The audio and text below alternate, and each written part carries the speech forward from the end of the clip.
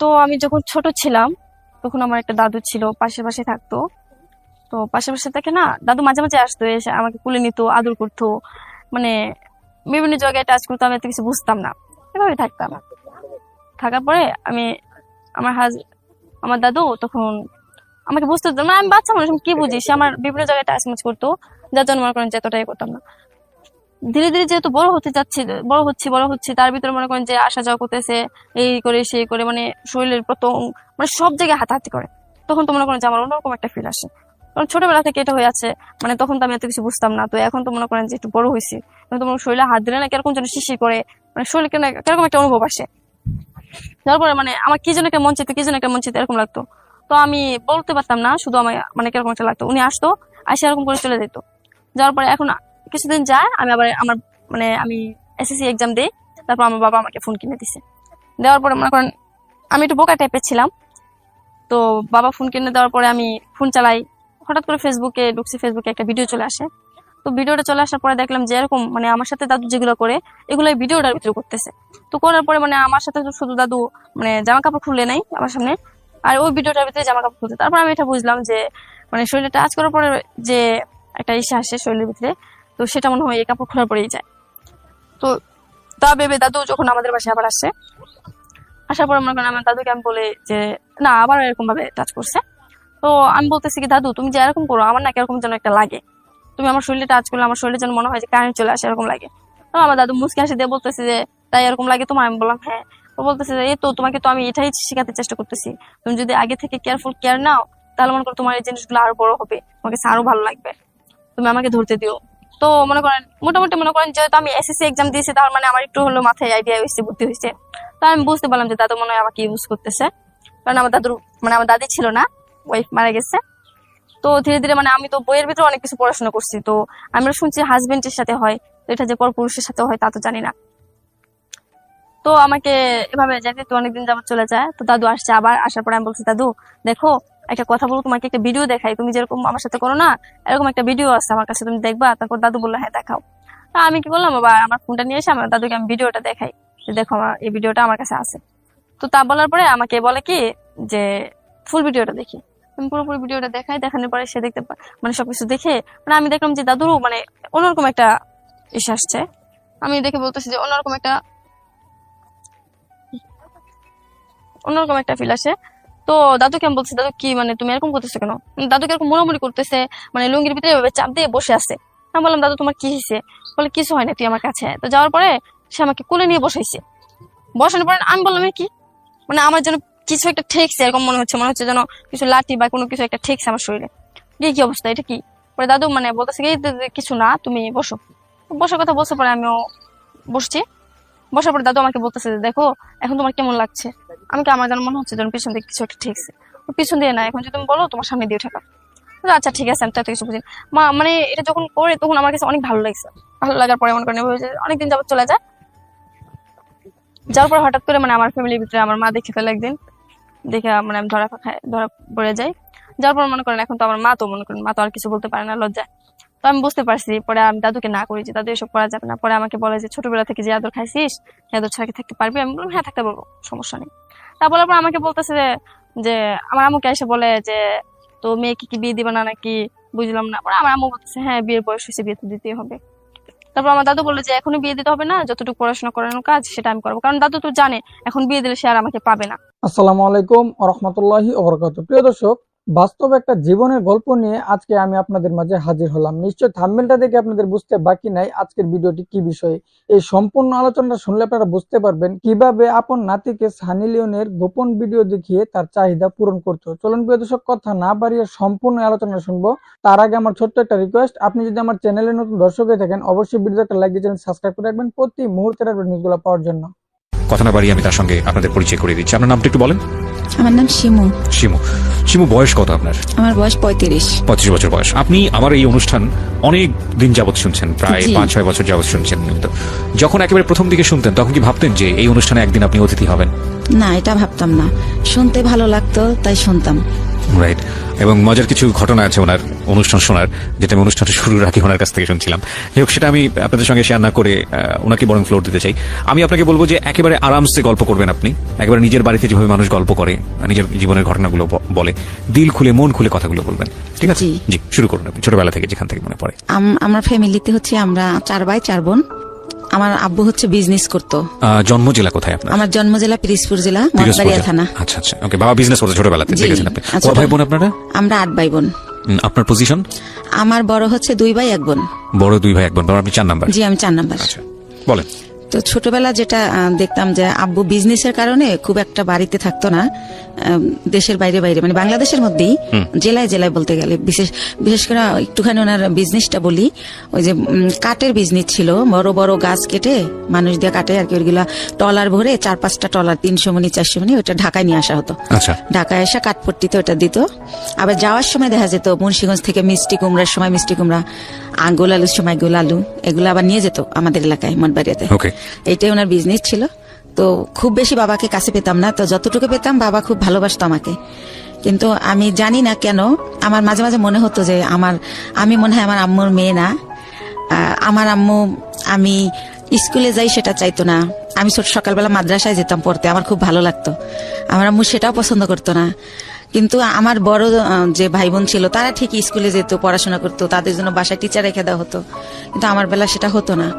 তো তারপরে আমি কিছু অফ করিনি, আমি সেই মাদ্রাসায় যেতাম, আরবি পড়তাম, নামাজ পড়তাম। আমি 7 বছর বয়সের কথা বলতেছি, তখনই আমি নামাজ পড়ি। তারপরে পড়াশোনা করি। আমাদের বাড়িটা একটু বলি, আমার বাড়িটাকে সবাই বলে বড় বাড়ি, মানে খুব বংশীয় একটা পরিবার আমাদের। আমার এক দাদা ছিলেন কারিয়ানা পাস, সেজন্য সবাই বলতো কারি সাহেব ওনাকে, উনি চাচাতো দাদা। আর সে কারণেই আমাদের বাড়িতে একটা মসজিদ আছে। এই যে চ্যানেল আইতে রোজার সময় যে মসজিদের কারুকার্য দেখায়, সেখানে আমাদের মসজিদটা সারা বাংলাদেশের মধ্যে নাকি বিশ্বের মধ্যে, আমার এটা মনে নেই, পেপার আসছিল, 10 নম্বর স্থান।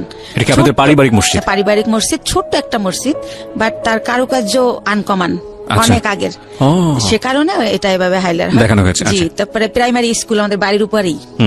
তো ওই স্কুলে আবার টিচার আমার ফুফুরাই, এরকম গভর্নমেন্ট স্কুল এটা। তো স্কুলে দেখা যেত আমি খুবই একটু মানে ছেলেদের মতো আমার চলাফেরাটা ছিল। যেমন অনেক টিফিনের সময় সবাই খাবার খেত, আমি কোন গাছে আমলকি হয়েছে, কোন গাছে এটা সেটা ফল পেরে আনতাম। তো এই জন্য স্যারদের খুব বকাও খাইতাম সবসময়। তো যাই হোক, এভাবে কাটে। তো ওই যে বললাম বাবাকে খুব কম পাই। তো একটা কথা মনে পড়ে বাবার, যে সে যখন যাইতো বাড়িতে ঢাকা থেকে, তো ওই কাপড়ের ক্ষতি বলতো তখন, টাকা নেওয়ার জন্য আর কি, ওটা ভরে টাকা নিয়ে যেত। আচ্ছা। তো এই টাকা আমাদের খাটের উপর ঢালতো, সবাই মিলে গুছাইতো আর কি, সাইজ করতো যে এটা এত নোট, এগুলো দেখতাম। তখন মনে হতো যে আমরা তো অনেক বড় লোক, আমার বাবার এত টাকা, কত টাকা হবে এটা তো বুঝতাম না, ছোট মানুষ আমি। আচ্ছা। তো এরকম। আর আমার বাবা বংশের বড় ছেলে, সেই সুবাদে তারে সবাই বড় মিয়া বলে ডাকে। আচ্ছা। তো সেই সুবাদে আমরাও খুবই সম্মান পাই, বাইরে বের হলে সবাই খুব স্নেহ করে যে বড় মেয়ের মেয়েটা। তো এরকম। তো এর মধ্যে মধ্যে আমি যখন ক্লাস 5-এ, তখন আমার বরাপুর বিয়ে হয়ে যায়। তারপরে হচ্ছে আমি যখন ক্লাস 7-এ পড়ি, তখন একদিন আমি স্কুল থেকে এসে দেখি যে বাসায় কয়েকজন লোক ড্রয়িং রুমে বসা, টুপি টুপি পরা। তখন আমার বড় বোন আমার কাছে একটা পেপারস নিয়ে যায় যে এখানে একটা সই দে। তো আমি বলি রে কিসের সই, ওনারা কারা? তো বলে সই দিতে বলছি, সই দে, তোরা তো কিছু জানি না, লাভ আছে। আমাকে তাদের সামনেও নেয়নি, ঘরেই আমার বোন কাগজটা নিয়ে যায়। তখন আমি সই দিই। কিছুদিন পরে আমি শুনি যে আমার বিয়ে হয়ে গেছে। বিয়ে কি বা পুরো মানে ওই ছেলেটা এখানে আসে নাই। তো কার সাথে বিয়ে হয়েছে কি আমি কিছুই জানতাম না। যেটা হয় এলাকায় এটা ছড়াই যায় যে আমার বিয়ে হয়েছে। স্কুলে গেলে সবাই বলে এই তোর নাকি বিয়ে হয়ে গেছে। তো বিয়ে কি এটাই তো আমি জানি না। তো আমি বলি যে কি বিয়ে হয়ে গেছে, কার সাথে বিয়ে হয়েছে, বিয়ে কেমনে হয়? বরাপুরে তো দেখছি দুলাভাইয়ের সাথে বিয়ে হয়েছে, তো আমি তো এরকম দেখি নাই কিছু। তো এভাবে বলি। তো একটা সময় আমি আমার আম্মুকে অনেক একটু রাগ করেই বলি যে আমার নাকি বিয়ে দিয়ে দিছো, সবাই বলে এখন আমি আর স্কুলে যেতে পারি না, আমার লজ্জা করে, জিজ্ঞেস করে তোর জামাই কেমন এই সেই। তো আম্মু বলে যে এত কথার দরকার নাই, বিয়ে হয়েছে কিনা সময় হলে বুঝাই বলবো। তখন আপনি কোন ক্লাসে পড়েন? ক্লাস 7-এ। ক্লাস 7-এ পড়েন। আচ্ছা। ছোটবেলা। তো এটা আপনাকে কিছুই বলা হয়নি, শুধু বলছে সিগনেচার করো? এরকম কিছুই হয় না, শুধু সিগনেচার। ধর্মীয় বিধান মতে এটা বিয়ে না? মানে আপনারা যদি বিয়েটাকে যদি আপনারা ধর্মীয় বিধানের জায়গা থেকে বলেন, আমাদের ধর্ম অনুসারে এটা বিয়ে হয়নি। এটা আমি ক্ষুদ্র জ্ঞানে বলছি, কিন্তু এটার মধ্যে যদি কোনো সীমাবদ্ধতা থাকে সেটার জন্য আমি ক্ষমা চেয়ে নিচ্ছি। বিশেষ করে এটার ব্যাপারে ভালো বলতে পারবেন যারা ইসলামী স্কলার তারা। আর রিলিজিয়নের জায়গার বাইরে এসে যদি আমরা লিগ্যাল জায়গা থেকে বলি তাহলে এটা একটা মারাত্মক রকমের অন্যায়, এবং লিগ্যাল জায়গা থেকে তো এটা বিয়ে হওয়ার প্রশ্নই ওঠে না। তো সেই জায়গা থেকে মেয়েটা যদি ক্লেইম করে যে আমার সাথে এরকম আচরণ করা হয়েছে, তাহলে পরিবারের প্রত্যেকটা সদস্য ফেসে যাবেন, আইনগতভাবে ফেসে যাবেন। এবং এই কথাগুলো আমি এই কারণেই বলছি যে বাংলাদেশের এখনো এই ধরনের ঘটনা ঘটে। প্লিজ এইসব জায়গা থেকে সাবধান থাকবেন। জি বলুন। তারপরে আম্মু তো এটার আমার কোনো ব্যাখ্যা দিত না।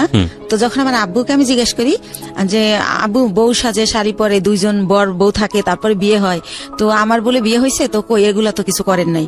তখন আব্বু বলে যে নাবালক যদি হয় মেয়ে, সেক্ষেত্রে গার্জিয়ানরাই সব, তুমি তো নাবালক, সেজন্য তোমার এগুলো হয়নি, বড় হও তখন এরকম ভাবে আবার অনুষ্ঠান করবো আমরা।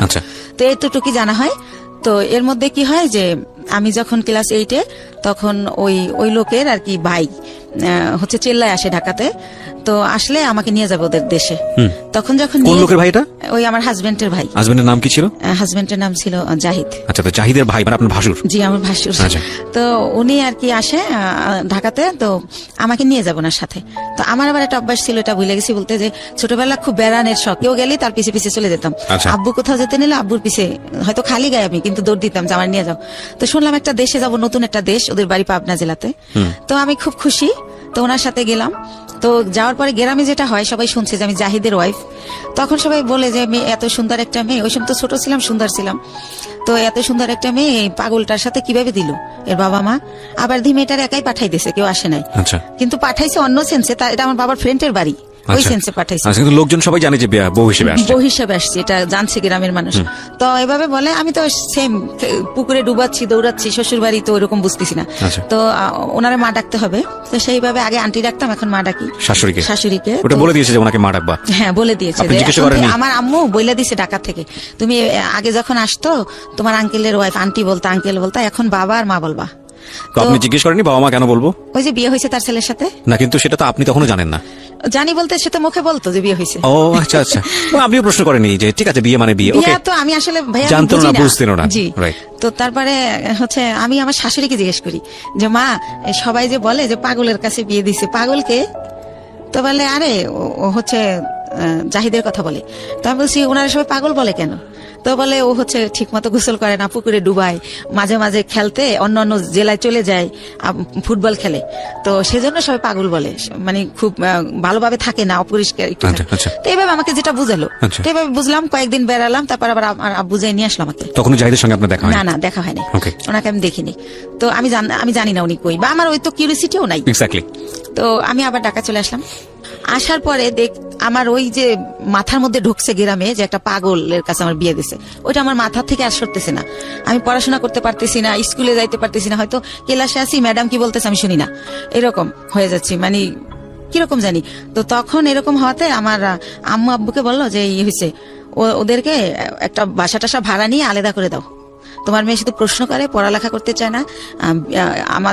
আমার নাকি আমার আম্মু নাকি ক্লাস 5-এ বিয়ে হয়েছিল, আমার আব্বু বড় টড় করে তারে সংসার করছে। তো আমার আম্মু বলতেছে আমারও তো ক্লাস 5-এ বিয়ে হয়েছে, কই আমি তো তোর মতো করিনি, তুই তো আমার চেয়ে বড়, তুই তো 7-এ পড়িস। তো এরকম আমার ব্যাপারগুলো কেমন জানি লাগে, আমি কি করব বুঝতে পারি না, কার সাথে শেয়ার করব তাও বুঝতে পারি না। তো একটা সময় কি করে আমার আম্মু যে হাজবেন্ড বুঝানোর জন্য নাকি আমি জানি না, আমার একটা বাসা ভাড়া করে দেয়। আমি ক্লাস 8-এ বাসা ভাড়া করে ফার্নিচার দিয়ে ওনার সাথে আমার দেয়, উনি আনে। এই প্রথম ওনাকে আমি দেখি, একটা অনুষ্ঠানও করে ঘরোয়া ভাবে, নিজেদের আত্মীয় স্বজনের করে ওই বাসাটা আমারে দেয়। মৌলবি পড়ে যে মৌলবি এনে যে কবুল বলতে হয় সেটা করিয়েছে আপনাকে? না। Very interesting. ওকে। তো তারপরে যেটা হলো, ওই দিন যেদিন অনুষ্ঠান করলো সেদিনও মিলাদের মতো করে করলো, হুজুর টুজুর ছিল ওনারা। তো যাই হোক, আর উনি পাগলটা ছিল কি পরে যেটা জানি গল্পে চলে আসবে, উনি সবসময় এরকম না, 24 আওয়ার্স এরকম তা না। তো উনি সকালে, আমি তো আম্মু বলছে সকালে রান্না করতে, তো রান্না করতে পারি না, তাও ডাল চাল মিলে একটু খিচুড়ির মতো করলাম। তো উনি খেয়ে অফিসে চলে গেল ওই গার্মেন্টসে। তারপরে এভাবেই করে, সে বাসায় আসে, খাওয়া দাওয়া করে, আমার সাথে তেমন কোনো কথা বলে না। এরকম পরের রাতে আবার দেখলাম কি, আমার একটা ছবির অ্যালবাম ছিল ফ্রেন্ডদের সাথে, কাজিনদের সাথে, ওইটা উনি টেনে টেনে ছেড়ে, তো ওই কাগজ ছেড়লে একটা আওয়াজ হয়, তো আমি ঘুমাই পড়ি, কিন্তু ওই আওয়াজে জেগে যাই। তখন আমি বলি যে আপনি এগুলো ছেড়েন কেন, কি হয়েছে আপনার? এটা বলতেই সে আমাকে একটা চর মারে যে তুমি ছেলেদের সাথে ছবি তুলছো কেন। ছেলে মানে আমার কাজিনরা। আচ্ছা আচ্ছা। তখন আমি বলি তো কি হয়েছে, ও তো আমার খালাতো ভাই, আর আমরা তো একই বয়সের, একসাথে পড়াশোনা করছি, আমাদের বাসা থেকে পড়াশোনা করছে, তাই আপনি এমন করেন কেন, আপনি কি পাগল? আমি রাগ করে বলে ফেলি। তখন আমি ঠিক করি যে এর সাথে তো থাকা যাবে না, এভাবে কিভাবে থাকবো। তো ওই দিন রাত এভাবে কাটে, আমি সকালবেলা বাড়ি চলে যাই, গিয়ে আমার আম্মুকে বলি, বললে আমার আম্মু বলে তুমি বেশি চালাক, তোমাকে কে দেশে এই বুদ্ধি, কিসের পাগল, পাগল হলেও চাকরি করে কেমনে। হ্যাঁ, তো আমার সাথে সেই টর্চার শুরু হয়ে যায়, এরকম করে কি করব। তো আমি বলি যাই হোক আমি আর ওই বাড়িতে যাবো না, তো এভাবে থাকি। তারপরে আমি ঠিক করি যে আমার কিছু একটা করতে হবে, আমি এই বাসায় থাকবো না, ওই বাসায় থাকবো না। তো আমাদের একটা পারিবারিক ডক্টর থাকে, পিজির অধ্যাপক উনি, ওনার একটা ক্লিনিক দেয় মিরপুরে। তো আমি ওনার সাথে একদিন দেখা করে বলি, আঙ্কেল আপনার এখানে আমার একটা কাজ দিবেন? তো বলে কি কাজ করবো তুমি, ছোট মানুষ। তো আমি বলি ওই যে প্রেশার মাপে কত কিছু করে, ইঞ্জেকশন দেয়, ওটা মানে শিখাবেন, আমি ওগুলো পারবো। তো আমি এইতে তো অনেকটা তো আর ছোট না। তো স্যার বলে, ওই আঙ্কেল বলে ঠিক আছে, এখানে চাকরি করলে আমাকে স্যার বলতে হবে, স্যার বলতে পারবো? হাসে আর বলে, আমি হ্যাঁ পারবো। তো ওইখানে কিছুদিন আমি শেখার পর আমি ওগুলো শিখে যাই, শেখার পরে আমার কিছু স্যালারি দেওয়া হয়, আর বেশি হচ্ছে আমার ভালো লাগে যে আমি ওইখানে টাইমটা পাস করতে পারি। আচ্ছা, তো এইভাবে এটা কি আপনি নিজের বাড়ি থেকে করছেন? হ্যাঁ, বাড়ি, শ্বশুর আমার বাড়ি বাবার বাড়ি যাচ্ছেন না? থেকে না, আচ্ছা। ওই বাসায় আর আমি যাই না। তো বাবার বাড়ি থেকেই করছি, বাবার বাড়ির কাছেই, যেহেতু সেকেন্ড কলোনি থেকে মাজার খুব দূরে না। তো এভাবে করি। তো আমার বাবা জানতে চায় কেন করি, আমি বলি যে ডাক্তারি পোশাক, নার্সের পোশাক আমার ভালো লাগে, তো তাই করি, আমার খুব ভালো লাগতেছে। তো পড়াশোনার কি হবে, আমি না পড়াশোনা চলবে, সমস্যা নেই। তো এভাবে যাইতে থাকে। তো ওই লোকটা একেবারে অসুস্থ হয়ে পড়ে একটা সময়, মানে জাহিদ। আচ্ছা, আপনার হাজবেন্ড? হ্যাঁ, অসুস্থ হয়ে পড়লে ওনাকে অনেক জায়গায় ডাক্তার দেখানোর পর লাস্টে ওই ক্লিনিকই ভর্তি করে। আঙ্কেলের ভর্তি করলে জিজ্ঞাসা করে আঙ্কেল যে এটা কে, তখন বলে যে আমার হাজবেন্ড, মানে যার অধীনে আপনি চাকরি করছেন? জি জি। ওকে। তো আঙ্কেলের ক্লিনিক, আঙ্কেল ওটার মালিক আর কি। তো বলে যে ওর হাজবেন্ড। তো আঙ্কেল অবাক হয়ে যায় যে ওর আবার বিয়ে হলো কবে, আমি জানলাম না, আর এতটুকু মেয়ে বিয়ে দিয়ে দিয়েছেন, কি করছেন, এই সেই আম্মুকে অনেক প্রশ্ন করে। তো তারপরে বলতেছে উনি আবার আমার চেয়ে তো অনেক সিনিয়র, 12-14 বছরের বড়, জাহিদ। জি। তো এই জায়গাটাই হচ্ছে আঙ্কেল আমার বাবা মাকে অনেক রাগই করে, যেহেতু পারিবারিক ডক্টর, সেভাবে একটা তাদের ভালো রিলেশন। তখন আমাকে সেই বলে যে তুমি হচ্ছে পরীক্ষা দিবা, স্কুল করতে হবে না, তুমি কাজ শেখো, তোমার ভবিষ্যৎ তুমি করো, এর কন্ডিশন ভালো না, কোন সময় কি হয়ে যায় বলা যায় না, স্যার আমাকে বলে। তখন আমি স্যার ডাকা শুরু করি, যখন আমি ওখানে জব শুরু করি।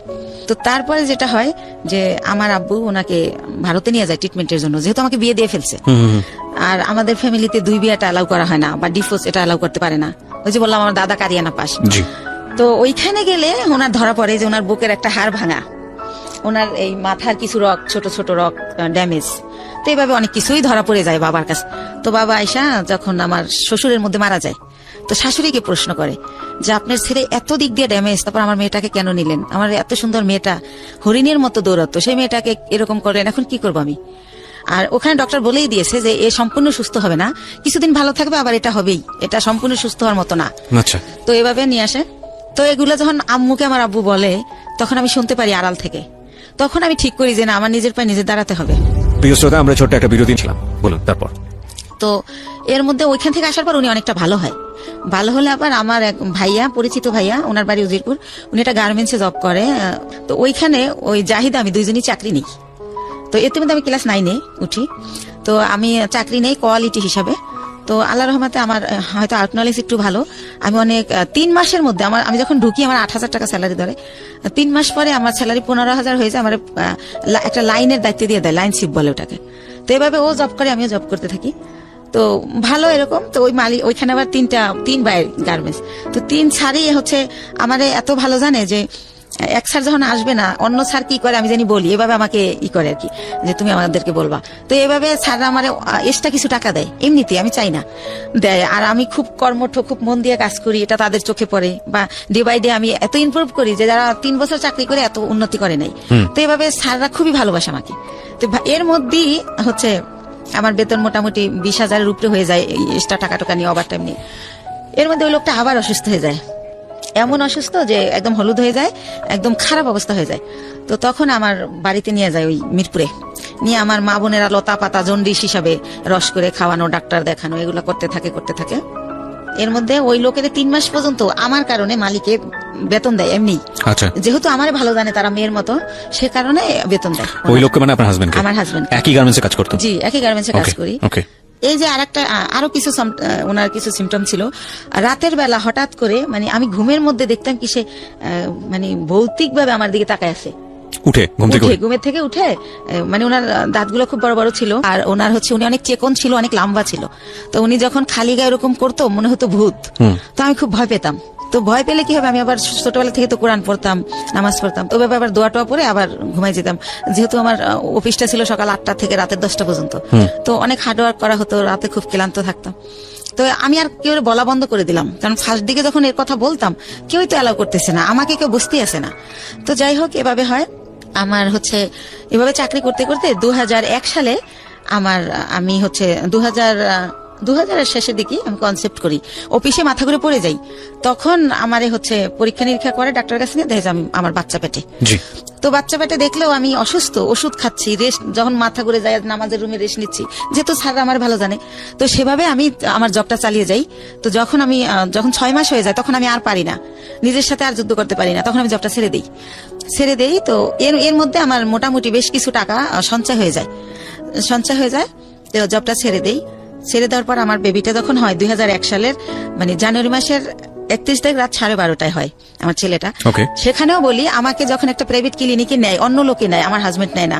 আর আমি যে প্রেগনেন্ট, এই সময়টা আমার মার আমাকে একটু সময় দেওয়া উচিত, আমার কাছে থাকা উচিত, কিন্তু আমার মা সেটা করে না।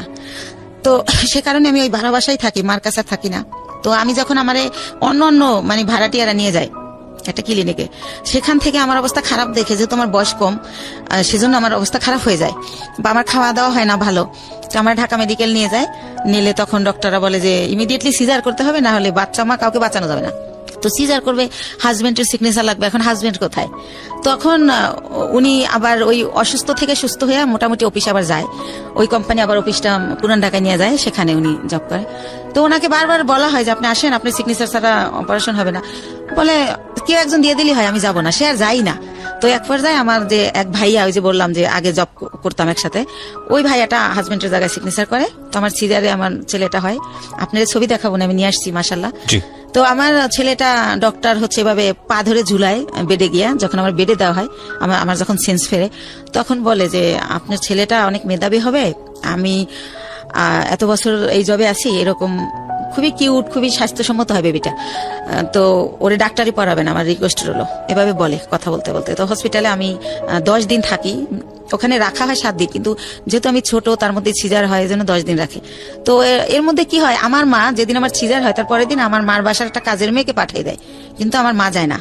তো কাজের মেয়েকে জিজ্ঞেস করি, লাখি আম্মু আসলো না? বলে যে তার শরীর ভালো না, জ্বর। লাখি আমার সাথে থাকে হসপিটালে। আর একটা বুয়া, না আমার বাচ্চা তো মাত্র হলো, আমি হসপিটালে। ঠিক আছে। তো আমার হসপিটালে তো আমি তো সিজারের, আমি তো বাচ্চার কিছু করতে পারবো না, সেজন্য এই খবর পেয়ে আমার মা লাখিকে পাঠায়, কিন্তু মা যায় না। তো 10 দিন পর আমার এই লাখি সহই আমার বাড়িতে নিয়ে যায়, আমার বাসায় নিয়ে যায়। তারপর আমার মা দেখতে আসে আমাকে। তখন আমি অনেক কান্না করে জিজ্ঞেস করি যে মা, তুমি কি সত্যি আমার মা? আমি হসপিটালে রইলাম, এত কষ্ট করলাম, তুমি আমার দেখতে আসলা না, এখন আসছো কেন? আইসা কি অন্যায় করে ফেলছি? একটু পরেই চলে যাব। আসছি তোমার বাচ্চার চুল কামাইতে হবে তাই। তো আমি তো বুঝি না চুল কামাইতে হয় বা কিছু একটা। তো উনি আমার বাচ্চার চুল কামায়, ওই দিন থাকে, তারপরের দিন আবার চলে যায়। তো এর মধ্যে আমার ওই যে ভাইয়াটা যে সিগনেচার দিছিল, সে ভাইয়াটা আমার বেবিটাকে দেখতে আসে। আসার পরে আমি ওনার সাথে শেয়ার করি যে ভাইয়া, আমি তো এখন জব করতে পারবো না, জব করলে আমার বাচ্চা কার কাছে রাখবো? তাহলে আমার তো কিছু টাকা আছে, আপনি কি আমার টাকাটা নিয়ে কোনো ব্যবসা করতে পারেন, এরকম যে আপনিও ব্যবসাটা করলেন, আমারে কিছু দিলেন যাতে আমি চলতে পারি বাচ্চা নিয়ে। তো উনি আমার সবই জানে, আমার কষ্টের কথা। তো বলে আচ্ছা দেখা যাক কি করা যায়। তো উনি আবার 1 সপ্তাহ পরে এসে বলে, শিমু একটা ব্যবসা খুঁজে বের করছি। কি?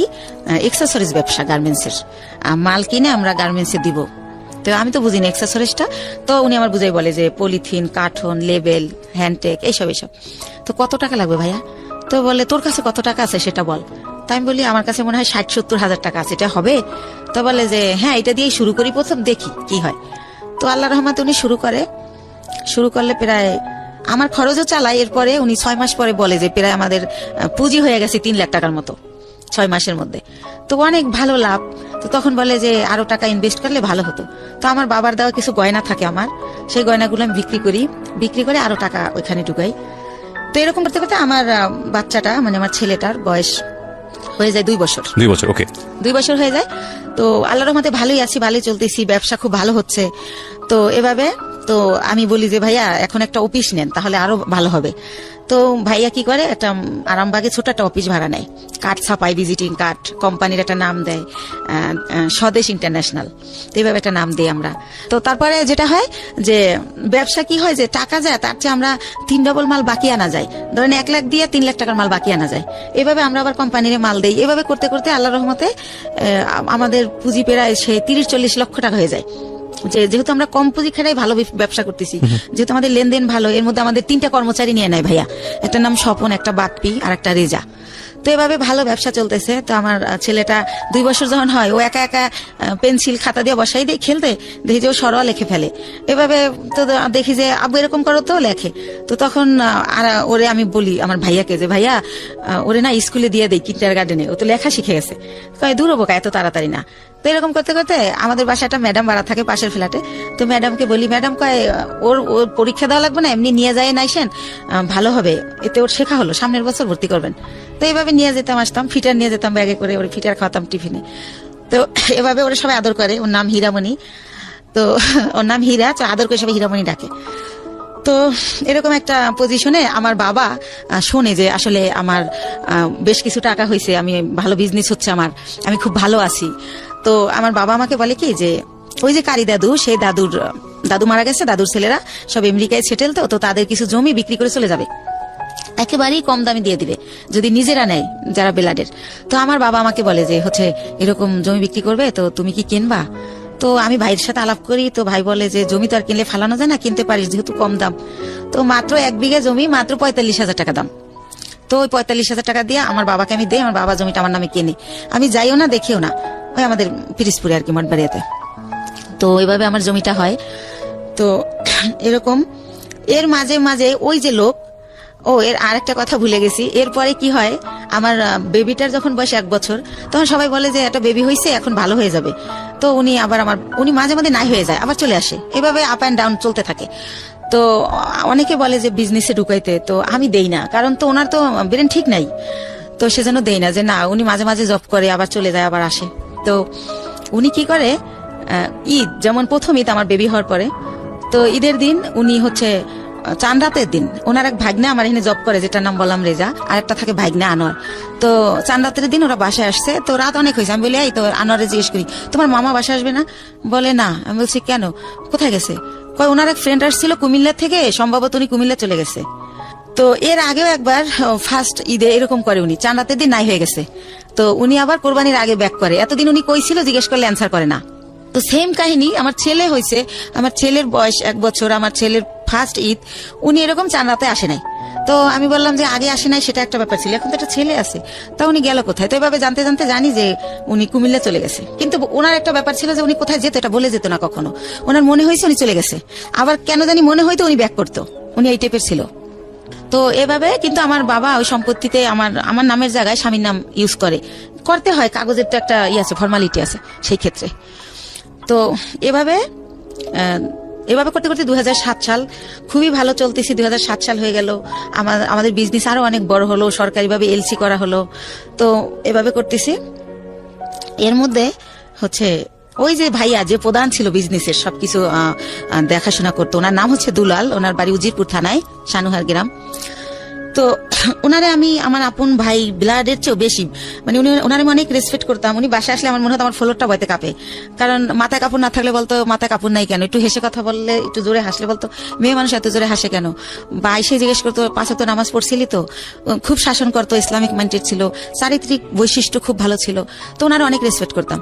তো উনি ছিল আমার সবকিছু। কোথায় কি আমি তো আর অত বুঝি না, মেয়ে মানুষ, বিজনেসটা উনি করতো, কিন্তু টাকা পয়সা যখন শর্ট পড়তো আমি ফ্রেন্ড সার্কেল দেখে দাঁড় করতাম, এরকম করে দিতাম, আবার ব্যাংক লোন করতাম, এরকম ভাবে চলতো। কখনো গহনা বিক্রি করতাম, এরকম চলতো। তো ভালোই। এর মধ্যে হচ্ছে 2007-এর দিকে উনি ফেরত আসলো ইভেন্ট, তখন আমি ওনাকে কোনোভাবেই রাখবো না। তো আমার বাবা মা সবাই বললো যে হচ্ছে শেষবারের মতো দেখো, এরপরে যদি চলে যায় তাহলে আর আমরাই ওনাকে কোনোভাবে আর অ্যালাউ করবো না। তো সেবার উনি 3 মাস ছিল। আচ্ছা, 3 মাস কোথায় যেত আপনি জানতেন না? না, একদমই জানতেন না। ওনার বাবা মাও জানতো না, উনি যখন বিয়ের আগে ভাবে নাই হইতো, আচ্ছা, জানতো না উনি কোথায় যায়। তো যখন হচ্ছে 3 মাস ছিল, এবার 3 মাস থাকার পরে উনি আবার নাই হয়ে চলে যায়। তো তারপরে হচ্ছে কি, উনি যখন চলে যায় এই 3 মাস থেকে এই লাস্ট, ওনার পাটার আসবে না, এরপর আমি অন্য ইয়েতে যাব। তো উনি যখন চলে যায় তখন আমার আবার বেবি পেটে চলে আসে, সেকেন্ড বেবি। কিন্তু একটা কথা ভাই বলে রাখি, মানে হাজবেন্ড ওয়াইফ এক জায়গায় যাওয়া, হাজবেন্ড ওয়াইফ কথা বলা, একসাথে খাওয়া, ওনার সাথে আমার এটা কোনোদিনও ছিল না। কিন্তু কি হতো, উনি আসলে ঘুমাতো আলাদা রুমে, কিন্তু হয়তোবা সকাল আজানের পরে বা আজানের আগে কোন একটা টাইমে আমি ফিল করতাম যে উনি আমার বেডে আসছে। মানে হঠাৎ করে আচমকা শারীরিক সম্পর্ক? হ্যাঁ, হঠাৎ করে আসতো, উনি আমার সাথে ঘুমাতো না, আসতো, আমি টের পাইতাম। অনেক সময় আমি এমন হয়েছে যে ওনাকে আমি মেরেছি, কারণ তুমি কেন আসলে? আমি ঘুমাইছি, বাচ্চাকে ঘুম পাড়িয়ে বা আমার শরীর খারাপ, হঠাৎ করে ঘুমের মধ্যে, তো আমার খারাপ লাগতো, আমি ধাক্কা টাক্কা দিতাম এভাবে। তো এভাবে উনি ওনার সাথে আমার রিলেশনটা শারীরিক যেটা বলেন এতটুকু ছিল, এর বাইরে কিছু ছিল না, ভালো মন্দ কোনো কথা বলা ছিল না, কোনোদিনও ছিল না এটা। জি, সেকেন্ড বেবি আসলো। হ্যাঁ, সেকেন্ড বেবি আসলো। তো এখন আমি তো সেকেন্ড বেবি নেব না, কারণ আমি ফার্স্ট বেবির কারণেই আমি আমার জবটা ছেড়ে দিয়েছি, বিজনেসটাও মানুষ করতেছে। সেই ফার্স্ট বেবিরে আমি স্কুলে নিয়ে যাচ্ছি, আনতেছি, ওরে গান আবৃত্তি অভিনয় শিখাচ্ছি, বিভিন্ন সাবজেক্টে দিচ্ছি যে ও ভালো কিছু করবে। ও ছোটবেলা থেকে একা একা আসিফের গান করে 3 বছর বয়সে, তখন আর আমি 4 বছর বয়সে গানের স্কুলে দিয়ে দিই, গ্যান্ডারিয়া কিশালয় কচিকাচার মেলা, খুব ভালো একটা স্কুল ওটা, সাংস্কৃতিক। তো যাই হোক, ওরে নিয়ে আমি খুব বিজি, আমি তো বেবি নেবো না। তো এখন বেবি মানে নষ্ট করার জন্য অনেক জায়গায় যাই, কেউ নষ্ট করতে পারে না, নষ্ট করে না, যে আপনার সিজারের বেবি এমআর করলে আপনার ইনফেকশন হতে পারে, বিভিন্ন রকম ভয় দেখায়। তো তারপরে আমি হোমিও কিছু ওষুধ খাই, কেউ বলে কাঁচা আনারস খেলে নষ্ট হবে। তো যাই হোক, কোনোভাবে আমার বেবিটা নষ্ট হয় না, থেকেই যায়। থেকে যাওয়ার পরে ঠিক আছে, সেকেন্ড বেবি পেটে। তো এভাবে সেকেন্ড বেবিটা হয় 8 দিনে। ওই টাইমটাতে আমি অনেক অসুস্থ থাকি, এতটা অসুস্থ 8 দিনে আমার 2 মাস থাকতে হয় হসপিটালে। তো ওই টাইমটাতে 2 মাস আমি যখন থাকি, ওই যে আমার ভাইয়া, সে আমার ব্যবসার টাকা দিয়ে তার ভাইকে বিয়ে করায়, তার বোনকে বিয়ে দেয়, এরকম করতে করতে আমি, আমার কর্মচারী যারা, তারা আমাকে জানায় যে ম্যাডাম আপনি কিন্তু ঘরের ইন্দুরে বান কাটতেছে, আপনি কিন্তু শেষ হয়ে যাচ্ছে সব, টেরও পান না আপনি। তো আমি বুঝি না, ইনডাইরেক্টলি বলা এত কথা আমি বুঝি না। এই ভাইটা কে ছিল আপনার? ওই যে আমার যে বিজনেস করতো, টাকাগুলো আমি দিতাম, বাট সে বিজনেসটা আপন ভাই তো না। না না, তাহলে উনি আমাকে বোন ডাকছিল, আর আমার বড় ভাইয়ের নামে ওনার নাম, ওকে, সেই সুবাদে ওনার আমি ভাই বলি। ঠিক আছে। তো এইভাবে, তো আমি এগুলো শুনলে ওনার আমি এত বিলিভ করি যে এত বছর সে আমার বিজনেসটা, সে 60,000 টাকা পুঁজি থেকে আল্লাহ রহমতে এখন 40-50 লক্ষ টাকার বিজনেস, সে যদি আমার ভালোই না বাসতো এটা তো হতো না। আর আমার ছেলেটাকে প্রচন্ড রকম ভালোবাসে, মানে সে ডিউটিতে থাকলেও বারবার ফোন দিয়ে জিজ্ঞেস করে। ও এর মাঝে যখন ফোন বের হয়, সে আমার ফোন কিনে দেয় আমার ছেলের খবর নেওয়ার জন্য, আমি ফোন ইউজ করি, এরকম অনেক কিছু হয়ে যায়। তো যাই হোক, একটা সময় কি হয় যে 2011 সালের দিকে সে আমার শুধু বলতে থাকে আমার বিজনেসে লস, সিগনেট তোমার টাকা মেরে দিছে, অমুক জায়গায় এত লাখ টাকা, অমুক জায়গায় 7 লাখ 3 লাখ, এগুলো বলে। আমি যে ফ্ল্যাট ভাড়া দিব, সে আমার ভাড়াও ঠিক মতো দিতে পারতেছে না। আচ্ছা, এর কারণ হচ্ছে যে সে টাকাগুলো অন্যদিকে খরচ করতেছে। এর মধ্যে আমি বাপ্পির কাছে জানতে পারি সে গুলশান বনানীতে একটা ফ্ল্যাট কিনে ফেলে। প্রিয় শ্রোতা, আমরা ছোট্ট একটা বিরতি নেব, আর ইফাকে আপনাদেরকে বলে নেই, ঢাকা এফএম এর পেজটিতে আপনারা আসতে পারেন। আমাদের পেজটির ঠিকানা www.facebook.com/I love Dhaka FM, I love Dhaka FM। Please পেজটিতে লাইক দিয়ে কানেক্টেড থাকবেন। ওকে, ছোট্ট একটা বিরতি টাইমে ছিলাম, বলুন তারপর। আমার যত টাকা থাকে ওটা দিয়ে উনি ফ্ল্যাট কিনে ফেলার কারণে আমার ব্যবসার পুঁজি শেষ হয়ে যায়, কিন্তু উনি আমার সেটা বলে না। তো এর মধ্যে বাপ্পি যখন বলে, ওনার আমি যখন জিজ্ঞেস করি যে ভাই, ওনার আমি ভাই বলেই ডাকতাম, আর উনি আমার ভাই ভাইকেই কথা বলতো। তো ভাই একটা সত্যি কথা বলবেন, একজনের শুনলাম আপনি নাকি আমাদের জন্য একটা ফ্ল্যাট কিনছেন। আমি আমাদের জন্য বলি, আমি উনি কিনছে ওটা বলি না, আমাদের জন্য একটা ফ্ল্যাট কিনছেন। তখন হাসে আর কয়, এই গুলশান একটা ফ্ল্যাটের দাম জানিস? কিসের ফ্ল্যাট কিনছি গুলশানে? তুই ভুল শুনছিস। তো এর মধ্যে আবার সে আমার একটা সান্ত্বনা দিল যে রিভার ভিউতে 6 শতক জমি কিনছি তোর আর আমার নামে। হয়তো ওইটা কেউ শুনছে, বাপ্পিরে বলছিলাম, মনে হয় বাপ্পি তোরে ওইটা উল্টা ভাবে বলছে। তো আমি ভাইয়ের কথাই বিশ্বাস করলাম, বাপ্পির কথা আর বিশ্বাস করলাম না। বাপ্পি আমাদের শুরু থেকেই কর্মচারী। তো যাই হোক, এভাবে 12 সালে দেখি যে আমার হচ্ছে মানে এমন অবস্থা হয়ে যাচ্ছে, সে 2-3 মাসের ভাড়া একসাথে দিচ্ছে। তারপরে সে হঠাৎ করে বললো যে আমি তো দেশে যাব, আমার বাড়িতে একটু কাজ আছে, জমি জমার ব্যাপারে আমি 2 দিনের পর চলে আসবো। সে বাড়ি গিয়ে 22 দিন হয়ে গেছে যখন সে আসে না। আর আমি ফোন দিলি বলে এই তো ভাই কাইলে আসবো, পরশু আসবো, এরকম করে। এদিকে কর্মচারীরা বলে যে যাদের থেকে আমরা মাল বাকি আনি ওরা টাকার জন্য তাগেদা দিচ্ছে, আবার আমরা যেখানে টাকা পাবো সেখানে ওরা গেলে টাকা দিচ্ছে না, যে টাকা তো দেবো দুলালের কাছে। তো এভাবে আমি একদিন অনেক কান্নাকাটি করি, ভাই আপনি আসেন না কেন, এরকম এরকম অনেক কিছু বলি। এর মাঝে আমাদের ডিএসএস একটা অফিস নেয়, ওই অফিসটা ছেড়ে আরামবাগেরটা। তো আরামবাগেরটা আমি চিনতাম, ডিএসএস অফিস আমি কোনোদিন আসি নাই, কারণ যেহেতু ছেলেদের কাজ কারবার সবাই পুরুষ মানুষ, ভাই চাইতো না যে আমি আসি, তো আমি আসতাম না। তো আমি অনেক কান্নাকাটি করি যে ভাই আমার কি সবকিছু শেষ হয়ে গেল, আমার স্বামী দিয়ে আমি সুখ পাইলাম না, আমি চিন্তা করছিলাম আমার ছেলেটাকে আমি মানুষ করব, আপনি তো সবই জানেন আমার জীবনের, এখন আপনি কোথায় গিয়ে লুকাই রয়েছেন, আমার কি হবে এখন, আমি কোথায় যে দাঁড়াবো। জি। তো এভাবে অনেক কান্নাকাটি করার পরে বলে কি যে আচ্ছা ঠিক আছে আমি 2 দিন পর আসতেছি। এরকম করতে করতে সে 1 মাস থাকে। 1 মাস থাকার পর আমি জানতে পারি যে সে বিয়ে করছে দেশে, সেজন্য সে আসে না। তো সে 1 মাস পরে সে বউ নিয়ে এসে ওই গুলশান ফ্ল্যাট কমপ্লিট হয় না দেখে সে লেট করতেছিল বাড়িতে। তো যখন সে নিউজ পায় যে ফ্ল্যাট কমপ্লিট, তখন সে বউ নিয়ে ওই ফ্ল্যাটে ওঠে, কিন্তু টাকা কিন্তু তার একটা পয়সাও ছিল না, টোটাল টাকাই কিন্তু আমার ছিল। জি। সে ওঠার পরে আমি ওইটাও বাপ্পির কাছে জানি। আমি যখন জিজ্ঞেস করি ভাই আপনি কোথায় উঠছেন, সে আইসা বলে যে আমি তো এরকম আমার বলে যে আমি তো বিয়ে করছি, বউ নিয়ে কি তোর বাসায় উঠবো না চম্পার বাসায় উঠবো, তার বোনের নাম বলে। এই চম্পাকেও সে বিয়ে দেয় আমার অর্থ দিয়েই, এটা আমি পারমিশনই দিছিলাম, কিন্তু সে যত টাকা খরচ করছে অত টাকা খরচ করতে আমি বলছিলাম না। তো যাই হোক আমি বলি যে না আমাদের বাসা আপনার বউ নিয়ে উঠবেন কেন, এটা কেমন দেখা যাবে, আপনি চম্পার বাসায় ওঠেন, কারণ তার প্রতি তো এর মধ্যে আমি বিরক্তি, সে আমার সাথে যা করতেছে ঠিক করতেছে না। তো পরে আমি জানতে পারি যে সে আসলে নিজের ফ্ল্যাটই ওঠে। তো ওঠার পরে আমি তখন তারে বলতে থাকি যে ভাই আমি আপনি যে 1 মাস ছিলেন না, আমি অনেক টাকা লোন করছি, এটা দিতে হবে, আপনি আমার তাড়াতাড়ি টাকা দেন। আমি টাকার জন্য তার খালি প্রেশার ক্রিয়েট করতে থাকি যে আমার কত টাকা আছে, আমার হিসাবটা দেন। তো আরেকটা কথা বলে রাখি, সে আমার একটাবার বলে কি ডিএসএস অফিস নেওয়ার আগে যে 20 লক্ষ টাকা না দেখাইলে গভর্নমেন্ট আমাদের এলসি করতে দিবে না। তো সেই ক্ষেত্রে আমাদের তো এখন 20 লক্ষ টাকা নাই ব্যাংকে, মনে হয় 10 লাখ টাকার মতো আছে। তো ব্যাংকে এসে চম্পার একটা অ্যাকাউন্ট আছে, ওর 10 লাখ টাকা আছে, তো আমাদের টাকাটা ওর অ্যাকাউন্টে ওরে দিয়ে জমা দেওয়াই, তাহলে 20 লাখ টাকা দেখাইলে আমাদের এলসি দিবে, তাহলে আমাদের ব্যবসাটা অনেক বড় হবে, আমাদের খুব রিসেন্টলি তোদের আমি ঢাকায় ফ্ল্যাট কিনে দেবো, এইভাবে বলে। তো বলার পরে আমি আমার নামে থাকে ওই যে 10 লাখ টাকা থাকে ওটা আমার নামে থাকে, তো ওইটা আমি উঠাই দেই, দিলে ওইটা উনি চম্পার অ্যাকাউন্টে দেয়, উনিও হয়তো শুনবে এটা। তো দেওয়ার পরে দেখেন আমার টাকাটা চম্পার হয়ে গেল। তো সেভাবে এক এক করে আমার সবকিছু এরা দখল করে নিছে। তো এর মধ্যে আমার ছেলেটা তো মাশাআল্লাহ বড় হয়। তো ও এর আগে আরেকটা কথা ফেলাই যায়, 2009 সালে আমার ছেলে একটা মুক্তিযুদ্ধের গানের উপর নাচ করে বৈশাখী টিভিতে, ওইটা দেখার পরে ওরে অনেক চ্যানেল থেকে ডাকে। তো তারপরে আমি ওরা অনেক কিছুতে ভর্তি করি। তারপরে হচ্ছে ও 2009 শেষের দিকে বাংলাদেশ টেলিভিশনে একের পর এক প্রোগ্রাম করে। তো এই যে আমার টানাপোড়ের কারণে, আমি ছেলেকে নিয়ে দৌড়ানোর কারণে, আর আমার তো বিশ্বাস ছিল যে ভাই আমার সাথে বিশ্বাসঘাতকতা করবে না। তো এভাবে আমার ছেলের এই যে গান অভিনয় করে, নাটক টাটক এটা বন্ধ করে দেই। ঠিক আছে, বড় ছেলে না দুই ছেলে? বড় ছেলেটা, ছোটটা না, ছোটটা ঘরেই থাকে, ওরে কোথাও নেই না, ও হয় ছোট, ওর ওই হিস্ট্রি বলবো না, চোখ ফোটে না, 7 মাসের সময় বের করে ফেলতে হয় আমার অসুস্থতার কারণে। কেন বলবেন, এটা আপনার লাইফের অনেক বড় পার্ট, এবং এই অপ্রাপ্ত বয়স্কে যে বাচ্চাটা হলো, এই বাচ্চাটার জন্য তো ভবিষ্যৎ অন্ধকার হয়ে যাওয়ার মতো অবস্থা, এবং আপনার জন্য সেটা অনেক বড় রিস্কি ছিল, বলেছেন আপনি। ইনফ্যাক্ট এতটুকু বলাই বলা ঠিক আছে। আচ্ছা ঠিক আছে। তো যাই হোক আমি বলছিলাম না যে 2 মাস ছিলাম হসপিটালে, তো এই জন্য ছোট ছেলেটাকে কোথাও নেও না, কিছু শিখাইও না, বড় ছেলেটাই। তো এর মধ্যে হচ্ছে যেটা হয় যে আমি এখন 2 ছেলে নিয়ে কি করব, এর মধ্যে 8 সালের পরে আমার স্বামীর সাথে টোটালি আমার আর মানে কোনো খোঁজ কেউ দিতে চাইলে আমি নেই না, বা আমি এমন জায়গায় বাসা ভাড়া নেই যে সে জানি নাচে নেই, কারণ তার যে সিমটম এগুলো যেন আমার ছেলেরা না দেখে, আমার ছেলেরা জানি ভালোভাবে মানুষ হয়, আমি ওদেরকে মানুষ করব।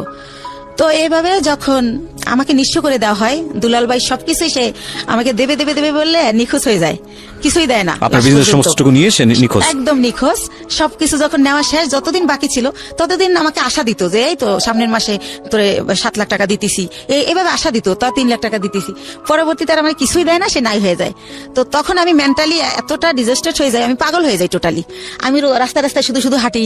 আমি সেই গ্যান্ডারে থেকে বুদ্ধিজীবী শহীদ মিনার যে 34 মাস দুপুরবেলা রোদ্রে আকাশের দিক তাকায় কান্না করি, আর আল্লাহর সাথে কথা বলি, আকাশের সাথে কথা বলি যে আল্লাহ তুমি বিচার করো, আল্লাহ আমার অপরাধটা কি, আমার বাবা মামার দিকে তাকাইলো না, আমি অনেক কষ্ট করে একটা বিজনেস করলাম, একজনের বিশ্বাস করলাম, সে এটা করলো, আমার স্বামী এটা করলো, আমার অপরাধটা কি, মানে এটা আমি কারে জিজ্ঞেস করবো পাই না, তো আমি আকাশের কাছে জিজ্ঞেস করি, আকাশের দিক তাকাই তাকাই কান্না করি আর বলি।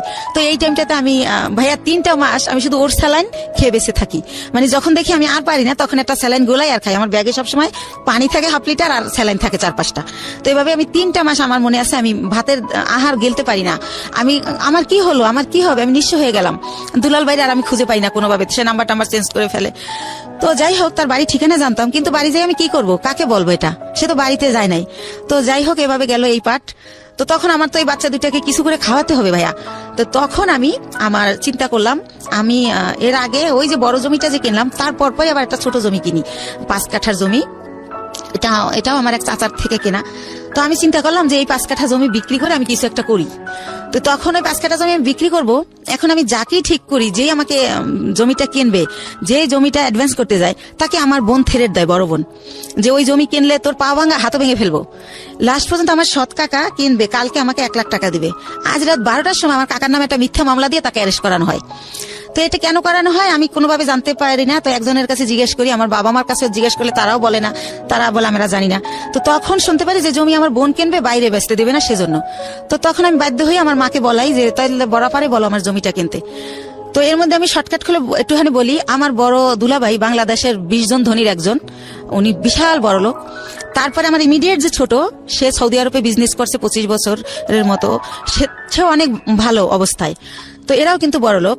তো আমার সেজো ভাইটাও মালয়েশিয়াতে ইঞ্জিনিয়ারিং পোস্টে গেছে, উনি সেও অনেক টাকার মালিক, আল্লাহর রহমতে অনেক ভালো পজিশন তার।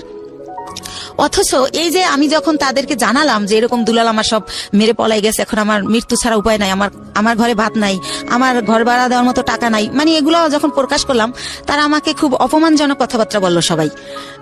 মানে কোনোভাবে কেউ 5 টাকা দিয়ে আমাকে হেল্প করলো না। তো তারপর আমি ডিসিশন নিলাম জমি বিক্রি করার। এখন আমার বোন জমি কিনবে, কিন্তু সে কিন্তু আমাকে 5,000 টাকা দিয়ে হেল্প করলো না। তো যাই হোক, আমি বাধ্য হয়ে রাজি হলাম তাকে জমিটা দেওয়ার জন্য, মাকে দিয়ে বলালাম।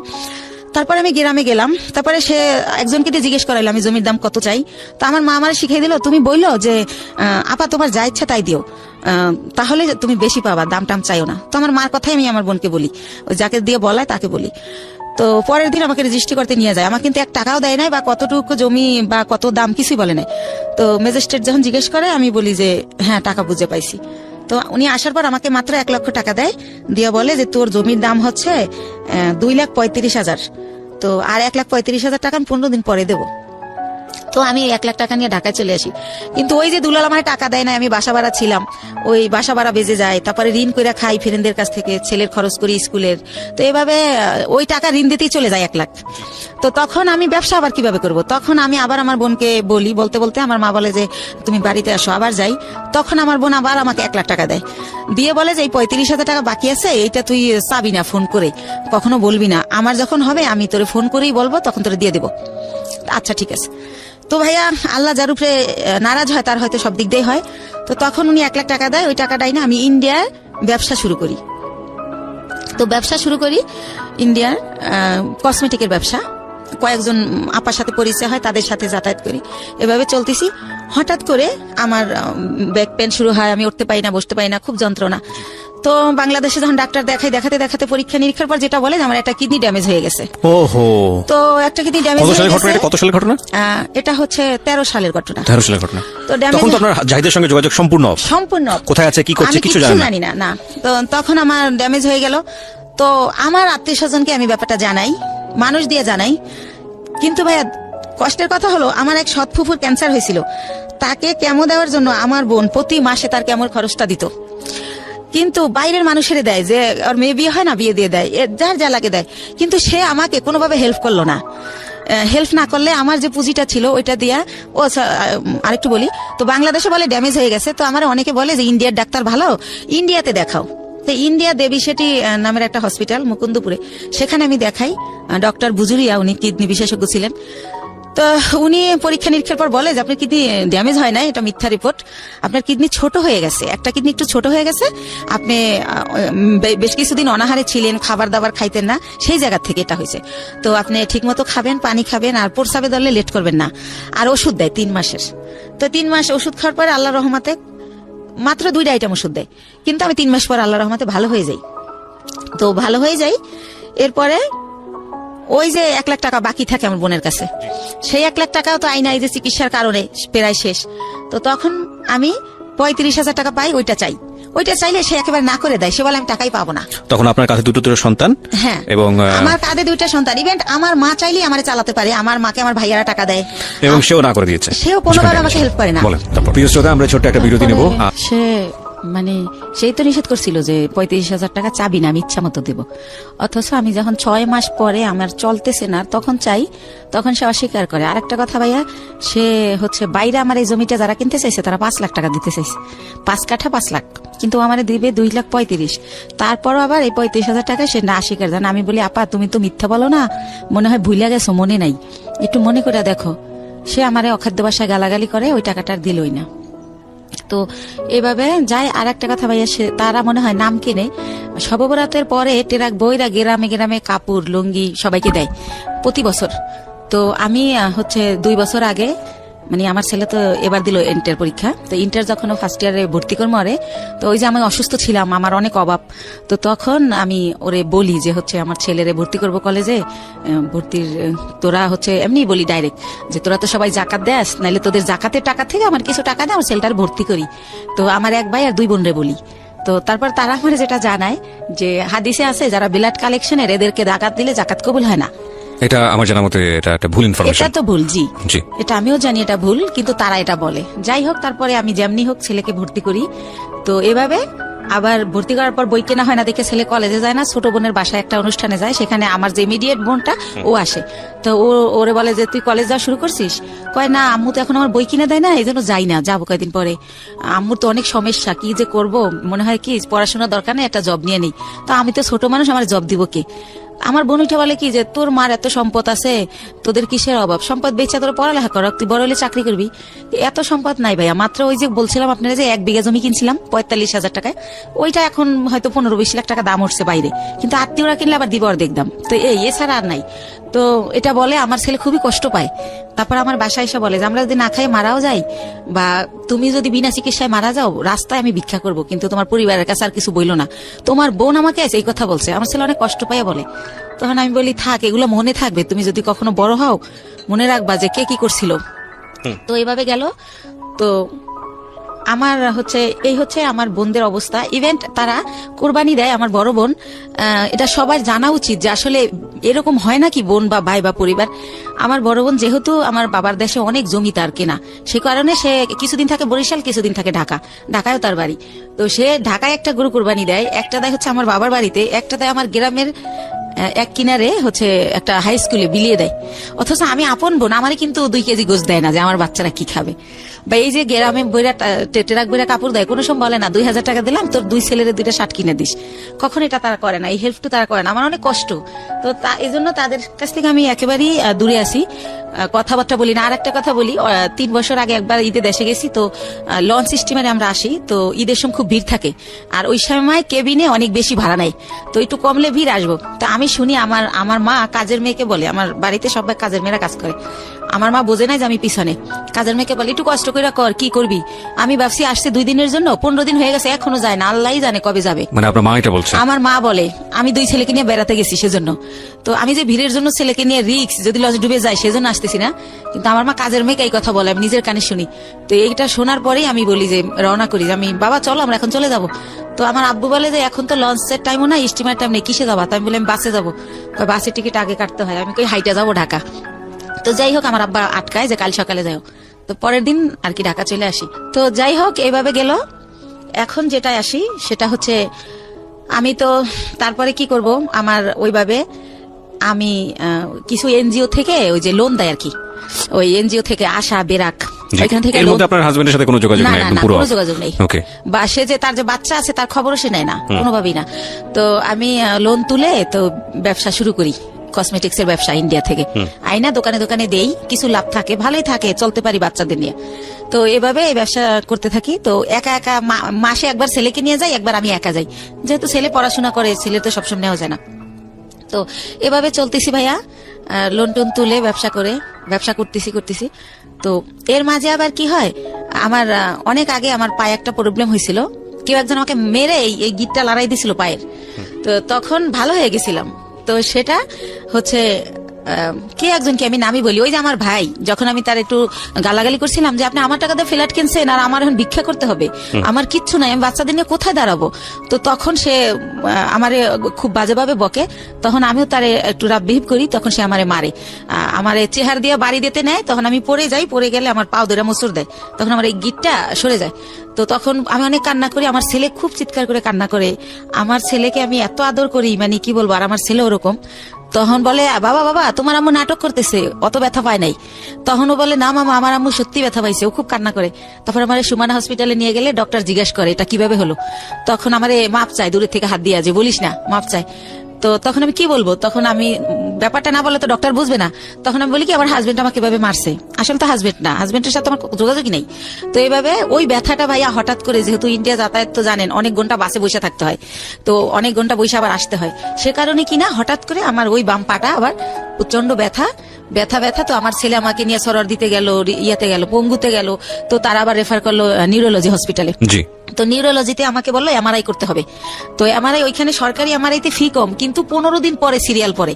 তো এই 15 দিন তো আমি সহ্য করতে পারবো না, আর আমি বেকার থাকলে আমার বাচ্চারা কি খাবে। তখন আমি বেসরকারি ইয়াতে পপুলারে যাই, ওই পপুলারে আমার থেকে 13,000 টাকা নেয় এই টেস্টটার জন্য। তো এইভাবে আমি টেস্টটা করার পরে তারা বলে যে আমার ওই যে পুরানা যে মোচড় দিছিল সেইখানটার একটা আঘাত আছে রগে, ওই কারণে আমার এই প্রবলেমটা হয়। তো বইলা দেয় যে আমার হচ্ছে একেবারে 6 মাস বেড রেস্ট, সোজা শুয়ে থাকতে হবে। আমি যদি সোজা শুয়ে না থাকি তাহলে আমার এই রগের প্রবলেম যাবে না। তো এইভাবে ইঞ্জেকশন দেয়, ওষুধ দেয়, কমে না, বলার পরে এটা বলে তা আমি এতদিন যদি শুয়ে থাকি আমার বাচ্চারা কি খাবে, আমি ঘর ভাড়া দেবো কি দিয়া। তো তখন আমার বাচ্চা সবাই কাছে এটা বলে যে আমার মার এই অবস্থা, খুবই কান্নাকাটি করে। তার বাবার নাম্বার জানি কার কাছ থেকে সংগ্রহ করে তারেও ফোন করে যে আম্মু এরকম হসপিটালে ভর্তি। তো কোনো জায়গা থেকে কেউই আসে না, আল্লাহর রহমতে কেউই হেল্প করে না। তো আমার পরিচিত যারা আর কি, যাদের সাথে একসাথে বিজনেস করতে যাই, ইন্ডিয়া যাই আসি, অনেকগুলো মহিলা, আমরা সবারই যার যার সংসারের প্রবলেম, তারা এটা করে থাকে। তো ওই সব আপারা আমার বলে যে বাংলাদেশে তো তুমি সুস্থ হইতে অনেক টাইম লাগবে, আর তোমার বাচ্চারা খাবে কি, তোমার আমরা কোলে করে শোয়াই বাসে করে ইন্ডিয়া নিয়ে যাই, হয়তো বা ইন্ডিয়া গেলে ভালো হবা। তো একটু তো আমার চলার ক্ষমতা নাহলে আমি ইন্ডিয়া কিভাবে যাব। তার মধ্যে একটা কথা বলি ভাইয়া, আমারে যখন ওই পপুলারে ওই একটা মেশিন মানে টলিতে শোয়াই দেয়, তো 2 জন নার্স কেউ আমাকে হেল্প করলো না। আমার ছেলেকে বলে কি উঠাই দাও তোমার মাকে। তো আমার ছেলে তো আর অত বড় না, সে আমারে তাও কিভাবে জানে আল্লাহ জানে, ও আমার কোলে করে শোয়াই দেয়। তো ওইভাবে আমার এমআরআই যখন শেষ আমি বের হই, তখনও কোনো একটা নার্স আমাকে ধরে না, বলে তোমার আম্মুকে নামাও। তো আমার ছেলে আমাকে জায়গায় নামাইতে গিয়ে ছেড়ে দেয়, মানে আমার ভার বহন করতে পারে না। তখন ভাইয়া ব্যথার মধ্যে আরো ব্যথা পাই, তো এত চিৎকার করতে থাকি। তখন ছেলে নিজের অপরাধী ভাবে যে আম্মা তো আর ব্যথা দিলাম, তো নরে ঠান্ডা করার জন্য আমি বলি না কিছু হয় নাই, এমনি তো আমার ব্যথা তো এমনিই করে, তোমার জন্য না। তো আবার আমার সরার দিতে নিয়ে যায়, নিয়ে গেলে কি হয় ওখানে ইমার্জেন্সিতে একটা সাথে সাথে হাড়ের মধ্যে ইঞ্জেকশন দেয়। ওই ইঞ্জেকশনটা দিলে ব্যথাটা একটু কমে, ওটা ও জানে, কয়েকবার নেছে। তো আমার আর ওই ইয়ে থেকে পপুলার থেকে বাসায় না নিয়ে যায় সরার দিতে। তো ওই দিন এইভাবে যাওয়ার সময় যাই, যে সিএনজিটা দিয়ে নিয়ে যায়, তো ওই সিএনজি ড্রাইভারকে আমার ছেলে বলে, যেহেতু আমার ছেলে ছোট মানুষ, আমার বাসা থাকে তখন লেক সিটি হাউজিং এ, এ বলক রোড নাম্বার 1 ওই বাড়িতে থাকি। তো বলে কি যে আঙ্কেল আপনার গাড়ি কোন দিকের, তো বলে এই যে মোহাম্মদপুর 3 রাস্তার। তো বলে কি যে আম্মুরে তো প্রতিদিন সন্ধ্যায় ইঞ্জেকশন দিতে নিয়ে যেতে হয় নিউরোলজিতে অথবা সরার দিতে, প্রতিদিনই মানে কয় ঘন্টা পরে জানি আমার ব্যথাটা বেড়ে যায়, আমার এটা মনে নাই। তখন বলে যে আপনি যদি নাম্বার দিয়ে যেতেন, ফোন দিলে আপনি এসে একটু নিয়ে যেতেন আমাদের, নাহলে আমি আম্মুরে রাইখা গাড়ি আনতে যাই, ড্রাইভাররা ভিতরে আসতে চায় না। তো এইভাবে ওই আমার ছেলে এই নাম্বারটা নেয় ওই ড্রাইভারের। তো তারপরে পরের দিন হচ্ছে আমার নিউরোলজিতে ওই যে রিপোর্ট নিয়ে যেতে হবে এমআরআই, যে আমার কি পজিশন দেখাইতে। তো উনি ফোন করে, আমার ছেলে আসে, তো যাই। তো গেলে কি হয়েছে, সরকারি তো সিরিয়াল থাকবেই। তো আমার ছেলে বলে আঙ্কেল আপনি কি একটু ওয়েট করে আমাদের নিয়ে যাবেন আবার বাসায়। ঠিক আছে বাবা নিয়ে যাবো। তো উনি বসে, তো দেখি আধা ঘন্টা, তারপর আমার সামনে আরো 5 জন। তো আমি ফোন দিয়ে বলি যে ভাইয়া আপনি চলে যান, আমার অনেক লেট হবে। তো উনি বলে যে না আমি বসি, আপনি আবার পরে সিএনজি কোথায় পাবেন, তাছাড়া তো আমি আপনার সবসময় নিই, উনি ইচ্ছা করেই থাকে। তারপরে হচ্ছে এই লোকটা কি করে যে বসে থাকে। তো আমার যখন সব কাজ শেষ আমি আসি, তো আমি তো হুইল চেয়ারে থাকি, তখন আমি পায়ে হাঁটতে পারি না ভাইয়া, হুইল চেয়ারে আসি ওই গাড়ি পর্যন্ত। এখন ওই গাড়ি পর্যন্ত হুইল চেয়ার নামানো যাবে না, সিঁড়ি। তো সেজন্য আমার ছেলে তো আমার কোলে করেও নিতে পারতেছে না। তো আমার ছেলে বললো আঙ্কেল আপনি একটু আমার আম্মুর এক সাইড দিয়ে হাত ধরেন, আমি এক সাইড দিয়ে ধরি। তো এইভাবে আমার নিল। তা আমার বাসায় যখন নামাই দিল, আমি চিন্তা করলাম লোকটা প্রায় 1-1.5 ঘন্টা বসে ছিল, তো উনি তো এতক্ষণে অনেক টাকা মারতে পারতো। এমনি ওনার আমার যাতায়াত ভাড়া হয় 400 টাকা নিউরোলজি থেকে আমার বাসা যেহেতু মোহাম্মদপুরে। তো আমি ওনার একটা 1000 টাকা নোট দেই। তখন উনি বলে আপা আমার কাছে ভাঙতি নেই, আমি প্রথম আপনাকে নিছি। তো আমি বলি ভাইয়া ভাঙতি লাগবে না, পুরাটাই আপনাকে দিছি, আপনি তো অনেকক্ষণ বসেছিলেন। তারপর বলে থ্যাংক ইউ আপা, আসলে আপা আপনার মন অনেক ভালো, আমি যদি নিজের গাড়ি হতো আপনার ভাড়াই নিতাম না, এটা বলে উনি চলে যায়। প্রিয় শ্রোতা, আমরা ছোট্ট একটা যেখান টাইমে ছিলাম, বলুন তারপর। তো তারপরে যেহেতু আমার ডাক্তার বলে যে যতদিন অসহ্য ব্যথা না কমে প্রতিদিন সন্ধ্যায় ইঞ্জেকশন দিতে হবে, তো সে কারণে প্রতিদিন সন্ধ্যায় উনি আসে আমার নিয়ে যায় এই সিএনজিওয়ালা। এর মধ্যে ভাইয়া বলে রাখি আমার ছেলের হচ্ছে ইন্টারের পিটেস্ট পরীক্ষা। তো সে কারণে কি হয়, ছেলে যে টাইমে আমার ইঞ্জেকশন দিতে যাও ওই টাইমে ছেলের স্যার আসে, তো ছেলে উঠাই দেয় যে আঙ্কেল তো দিয়েই যাবে, যেহেতু আঙ্কেল বাসা চেনে। তো এইভাবে উনি আমার দিয়ে যায় নিয়ে যায় বিনামে ভাড়া দেই। তো এইভাবে হয়। তো যখন একটু আমি মোটামুটি দাঁড়াতে পারি, তখন ওই যে আপারা যাগোর সাথে ইন্ডিয়া যাই, তাদের সাথে আমি ইন্ডিয়া চলে যাই। ওখানে আবার ডাক্তার দেখাই অর্থোপেডিক, ওনারা আমার কিছু দেয় ওইখানে থেরাপি দেয়, তারপরে মেডিসিন দেয়। তো মোটামুটি আল্লাহর রহমতে আমি যাই, কিন্তু হুইল চেয়ারে বলতে গেলে আসার সময় আমি হাইটে আসতে পারি। এভাবে আমি ভালোভাবে বাসায় আসি। তো উনি এখন তার আমি ইঞ্জেকশন দিতে যাই না, কিন্তু উনি এমনি ফোন দেয়, আপা কেমন আছেন, কই কি করেন, এরকম ফোন টোন দিতে থাকে। তো আমার যেহেতু অনেক ওইখান থেকে আমার মাল নিয়ে আসতে হয়, সেই মালগুলো আমার ভাইয়া মার্কেটে পৌঁছাতে হয়। পলোয়ালে, আপনার খদ্দর বাজার, এনএসকো টাওয়ার, শ্যাম্পু, সেন্ট, সোনো, এগুলো দিয়ে আপনার সংসার চলতো, মানে এই বিজনেস করি? জি জি জি, এটা দিয়েই আমি চলি। তারপরে ভাইয়া ওই মালগুলো তো আবার পৌঁছাতে হয়, তো ওনারই আমি ফোন দেই ইন্ডিয়া থেকে এসে ওই মাল দেওয়ার জন্য। তো তারপরে এইভাবে ওনার গাড়িতেই এই মার্কেটেটা দেই, উনি ওয়েট করে, আবার ওই মার্কেটে যাই, উনি ওয়েট করে। তো এইভাবে পরবর্তীতে যখন আবার আমি ইন্ডিয়া যাই, তো যেহেতু ওখানে যাওয়ার পর ওই যে পায়েরটা যে আগেরবার দেখাই আসলাম, তো ডক্টর বলে যে হচ্ছে কি ওখানকার ডক্টরদের ব্যবহার এত সুন্দর। তো আমার এই মা করে কথা বলে যে মা আপনার কি এখন কি অবস্থা, কি জানতে চাই বলি। তারপর বলে মা আপনি 3টা দিন এবার এখানে থাকেন, 3 দিন যদি আপনার থেরাপিটা দেওয়া হয় এখানে, তাহলে আপনি 100% সুস্থ হয়ে যাবেন। আর যেহেতু আমি বলছি যে আমি এই কাজ করে খাই, তো যেহেতু আপনি একটা কাজ করে খান, তাহলে আপনি লেন্থি নেওয়ার দরকার নেই। তো সে কারণে আমি ওই থেরাপির জন্য 3 দিন যে থাকবো, সেই 3 দিন আবার আজকাল পর সেরকম না ভাইয়া, গ্যাপ দিয়ে। তো এভাবে আমার প্রায় 10-11 দিন ভারতে থাকতে হয়। তো 10-11 দিন পরে যখন আমি বাংলাদেশে আসি, বাংলাদেশে ঢোকার সাথে সাথে ওনার খালি ওই মিস কল আলার্টে ওনার নাম্বার, মানে যে ওনার নাম হাসান। আচ্ছা, সিএনজিওয়ালা ভদ্রলোকের নাম হচ্ছে হাসান। হ্যাঁ। তো উনি হচ্ছে এত আসতেছে ওনার মেসেজ। তো আমি আবার ভাইয়া বাসে উঠলে মাথা ঘুরে একটু, সেজন্য ফোনও ইউজ করি না, খুব জরুরি ছাড়া হ্যালো বলি না, ফোন থুয়ে দেবে আগে। তো এত SMS, তারপর আমি একটু ব্যাক করলাম যে ভাইয়া এতবার ট্রাই করছেন কেন? তো বললো আপনি কোথায় ছিলেন, মানে সে বলতে স্যার চিৎকার করে কাঁদতেছে, 11 দিন হয়ে গেছে আপনার কোনো খোঁজ নাই, আপনি কি মানুষ, আপনি এরকম পারলেন কি করে? এই সে উনি ওনার মতো বলেই যাচ্ছে ননস্টপ। তো আমি বলি যে ভাইয়া আমি তো ভাবছিলাম 2 দিন পর আসবো, কিন্তু আমার অসুস্থতার কারণে আমার 11 দিন লাগছে। হ্যাঁ, উনি বলতে স্যার কাঁদতেছে, ওনার নাকি অনেক কষ্ট হচ্ছিল, উনি খুব মিস করছিল, উনি আমার বাসার সামনে যে ঘুরে আসতো, এভাবে বলতেছে। আমি অবাক হলাম যে ওনার সাথে তো আমার ওরকম কিছু না, জাস্ট কয়েকদিন ওনার গাড়িতে চড়ছি, এই তো। তো উনি এরকম কেন করলো বুঝলাম না, আমি নিজে নিজে গাড়িতে বসে এটা ইয়ে করতেছি। তারপর ওই আপাদের আমার পাশে সাজেদ আপা বাসা, ওনারে শেয়ার করলাম যে আপা এরকম। তা আপা বললো ওই লোকটা তোমার ভালোবাসে। তাই আমি বলি কি যে আমার যে 2 ছেলে, আমার যত ভালোবাসা তো ছেলেদের, আর আমি ছেলে ছাড়া জীবনে কিছু ভাবি না। দেখেন আজকে 8 বছর বাবার সাথে আমার কোনো যোগাযোগ নাই, তারপরেও কিন্তু আমি এই ছেলেদের নিয়ে আসি। আর এখন তো ধরতে গেলে বুড়াই হয়ে গেছি, এখন আর ভালোবাসা টাসার কোনো দাম নাই। এরকম মনে হয় এমনি বলে বাকি সেটা। ওই আপার সাথে এইভাবেই কথা হলো। তারপরে পরের দিন ওই যে আমার তো মাল দিতে যেতে হবে, আমি যেদিন আসি তার পরের দিনই মাল না দিলে তো আমার টাকা দিবে না। তো উনি তো জানি যে পরের দিন আসতে হবে, উনি সকালে গাড়ি নিয়ে আসে। তো আমি বলি ভাইয়া আমার খুবই টায়ার্ড লাগতেছে, আপনি আমার দোকানগুলো তো চেনেন, স্লিপগুলো আমি দিয়ে দেই, আপনি মালগুলো দিয়ে আসেন, আপনার যা ভাড়া হয় আমি দিয়ে দেবো। আর আমি লগে গেল ভাইয়া মালগুলো উনি ক্যারি করে, উনি উঠাই দেয়, আমি আবার লেবার ওই শোরুমে ফোন দিলে ওরা লেবার পাঠায়, তো তাদের সাথে সাথে উনি ক্যারি করে। তো আমি কই আপনি ফোন দিলে আপনি একটা করে ফোন দিবেন, লেবার নামবে, এভাবে দিয়ে আসবেন। তো বলে আচ্ছা। তো এইভাবে উনি আমার মালগুলো দেয়। তো আমি আবার টেনশন করি যে আমি তো জীবন ভর বিশ্বাস করে ঠকলাম, একজনকে বিশ্বাস করলাম, সে আমার নিজে বললো যে আমার 60 লাখ টাকা পুঁজি, সেইটা নাই, উদয় হয়ে গেল। আবার এখন আবার আমার এই কয়টা টাকা লে যদি ফলাই যায় আমি কি করবো, এভাবে টেনশন করতেছি। কিন্তু আবার প্রতিটা মালিককে আমি বলে রাখছি যে আমার লোক গেছে ওই সিএনজিওয়ালা, তো মালটা দেওয়ার পর আমার জানাবেন পুরো মাল বুঝাই দিছে কিনা স্লিপের। তো ওরা আবার আমার একটু পরপর ফোন দিয়ে জানাচ্ছে প্রত্যেকটা কোম্পানি যে হ্যাঁ আপা মাল পাইছি। তখন ভাবলাম যেহেতু মাল পুরা দিছে তাইলে টাকাও আমার দিবে। তো ঠিক উনি বাসায় আবার আইসা আমার টাকা দিয়ে দেয়। তো এইভাবে টাকা দিয়ে দেওয়ার পরে একদিন উনি বলে যে আপা আমি আপনার সাথে কিছু কথা বলবো, আপনার বাসায় আসতে পারি? তখন আমি বলি কোন ব্যাপারে ভাইয়া? বলে আমি একটা প্রবলেমে পড়ছি, এটা আপনার সাথে শেয়ার করবো। তো আমি বললাম আচ্ছা ঠিক আছে আসেন। উনি তো আমার বাসা চিনেই। তো উনি আইসা আমার ড্রয়িং রুমে সোফায় বসে। তো আমি তো ওই পার ব্যথার জন্য ডক্টর বলছে যতটা পারি শুয়ে থাকার। তো আমি ওই পা লম্বা করে কোন রকম বসি। তো ওনারে আমি বলি যে হ্যাঁ ভাইয়া বলেন, আর নাস্তা দিতে বলি, আমি অসুস্থর কারণে আমার বাসায় আবার একটা কাজের লোক রাখি, যে কিছুই তো করতে পারি না পাওয়ার জন্য, তো তাই নাস্তা দিতে বলি। তখন সে বলে যে ওরে যেতে বলেন, ওর সামনে বলা যাবে না। তো তখন আমি ভাবলাম ওরে যেতে বলবো, তো কাজ করে তারপর যাবে।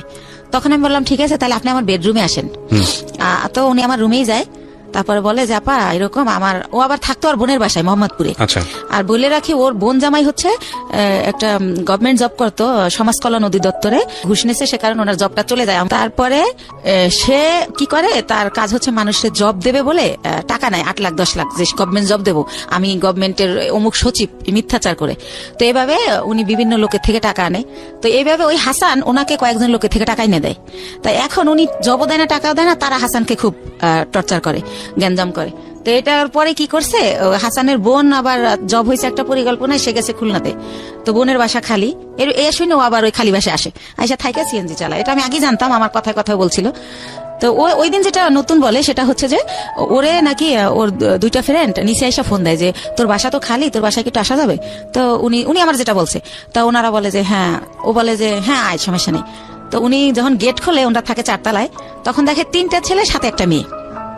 তখন বলে মেয়েটাকে, কয় আমাদের ফ্রেন্ড। কয় তুই তোরা মেয়ে নিয়ে আসছিস কেন? তোরা তো কেউ দেখলে, দারণ টারণ দেখলে আমার বোন জামাইকে বলে দেবে আমার অবস্থা খারাপ। তো বলে না, তোরা তো কেউ দেখবে না, আমরা আবার আধা ঘন্টা পর চলে যাব। তো তারপরে নাকি তারা ওই সময় ওই ইয়াবা নাকি বাবা কি জানি বলে, ওইটা খায়। ওইটা খায় ওই যে 3টা ছেলে আর 4 ছেলে আর ওই মেয়ে। তো ও নাকি জীবনে এটা কোনোদিন খায় নাই। ওই দিন ফার্স্ট ওই মেয়েটা ওরে জোর করে খাওয়ায় যে আমি মেয়ে মানুষ খাই, তুমি ছেলে কেন খেতে পারবো না? তারপরে খায়, ওরেও খাওয়ায়। ওইভাবে নাকি ভিডিও করে, ছবি তোলে। ইভেন্ট ভাইয়া ও যেটা বলেছে, এটা খাওয়ার পরে নাকি ওরা ফিজিক্যালি রিলেশন করে। কে বলেছে এটা হাসান বলেছে আমাকে। ওই মেয়েটা নাকি ওরেও বাধ্য করে। ও আবার ইসলামিক মাইন্ডের কথাবার্তা বলতো, আমিও জানি ও ইসলামিক, কিন্তু ও বলে যে ওই মেয়েটা আমাকে জোর করে এটা করে, আমি তো জীবনে এটা প্রথম খাই, আমার হুঁশ থাকে না সে কারণে।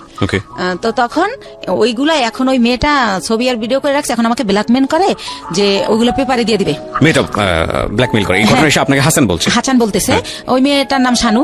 তো এটাও বলে। তো বলার পরে আমি বলি ব্ল্যাকমেল কিভাবে করে? কয় দেখেন, আমি কষ্ট করে গাড়ি চালাই, সন্ধ্যার পর স্টেশনে এসে আমার টাকাগুলো নিয়ে যায়, আর যদি না দিতেছে তাইলে বলে যে যদি না দাস তাহলে কিন্তু ফাঁস করে দেবো, তাহলে কিন্তু পেপারে দিয়ে দেবো। তো আমি বলি আপনি তো আমাকে দিলে আপনার কি প্রবলেম হবে সেটা বলেন। প্রবলেম হবে, আমি বাবা মার একমাত্র ছেলে, আমার বাবা মা মরেই যাবে, আমার বাবা অপারেশন হয়েছে কয়দিন আগে, আমার মা হাই প্রেশারের রুগী। তো আমি বলি আপনি বাবা মার সাথে শেয়ার করেন বিষয়টা, যে আমি এরকম পরিস্থিতির শিকার, শেয়ার করলে তারাই আপনার ভালো বুদ্ধি দিতে পারবে আমার চেয়ে। রাইট। তারপর বলেন না, এটা তো বলাই যাবে না, আমার মা শুনলে স্টক করবে, সে এরকম। তো আমি বলি কি করবো আমি? তো আমি ওনারে বুদ্ধি দেই যে আপনি এখন থেকে টাকাও দিয়েন না, আর ওইখানে যাই না, কয়েকদিন গাড়িও চালাইন না, যাতে ছেলে মেয়েটা আপনার খুঁজে না পায়। তো আমি কই ঠিক আছে, অনেক চিন্তা ভাবনা করে যে আপনি মেয়েটার নাম্বার দেন।